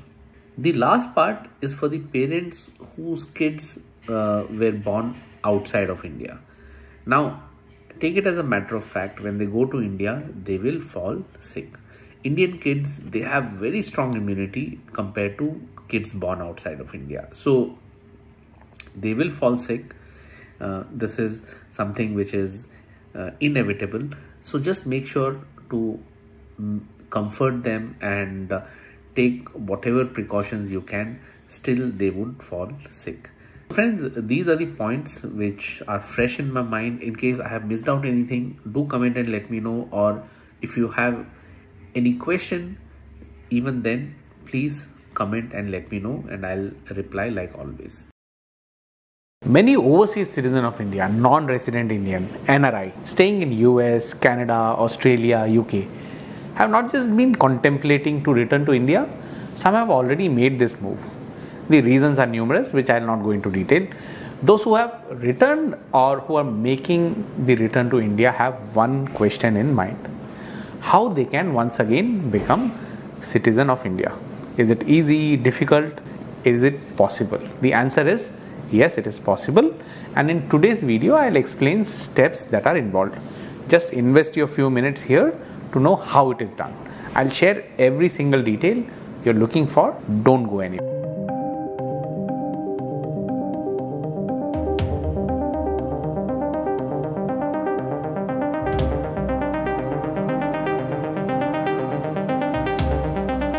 My name is Gopi and I make how-to videos. I'm currently in Canada and I keep sharing such relevant and useful information. So don't forget to subscribe to this channel, like as well as share. Okay, let's first understand the acquisition of Indian citizenship. Indian citizenship may be acquired by birth, descent, registration or naturalization, as it is set out in the Citizenship Act 1955 of India. So like for example, I become Canadian citizen today. This is just an example. I'm very much Indian citizen, and coming back, say I become Canadian citizen, or you become citizen of any country like US, Australia, Canada or many other countries where people apply for citizenship. And after being there, you realize that no boss, I want to come back to my motherland India and want to be a citizen of India once again. So to once again become citizen of India, you will have to follow citizenship by registration. For this, you need to meet one of the criteria which I will show on the screen, and then apply with the Government of India to register as citizen of India. What are the criteria? A person of Indian origin who is ordinarily resident in India for 7 years before making an application. A person who is married to a citizen of India and is ordinarily resident in India for 7 years before making an application for registration. When it comes to minor children of persons who are citizen of India, a person whose parents are Indian citizens, a person who or either of his parents was earlier a citizen of independent India, or a person who has been registered as overseas citizen of India for 5 years. Hope so far things are clear. Now, one thing important is that the applicant must have been continuously in India for 12 months prior to the date of application physically. Now the regulation do grant a cumulative absence from India for a total of 30 days, which may be over multiple trips if the central government is satisfied that special circumstances exist. So you will have to satisfy this condition: citizenship by naturalization. So this citizenship of India by naturalization may be acquired by a foreign national who has not come as illegal immigrant and who is ordinarily resident in India for a period of 12 years, including uninterrupted stay throughout the period of 12 months immediately preceding the date of application, and for the 11 years in an aggregate of 14 year preceding the 12 months. There are certain other criteria that must be met as well.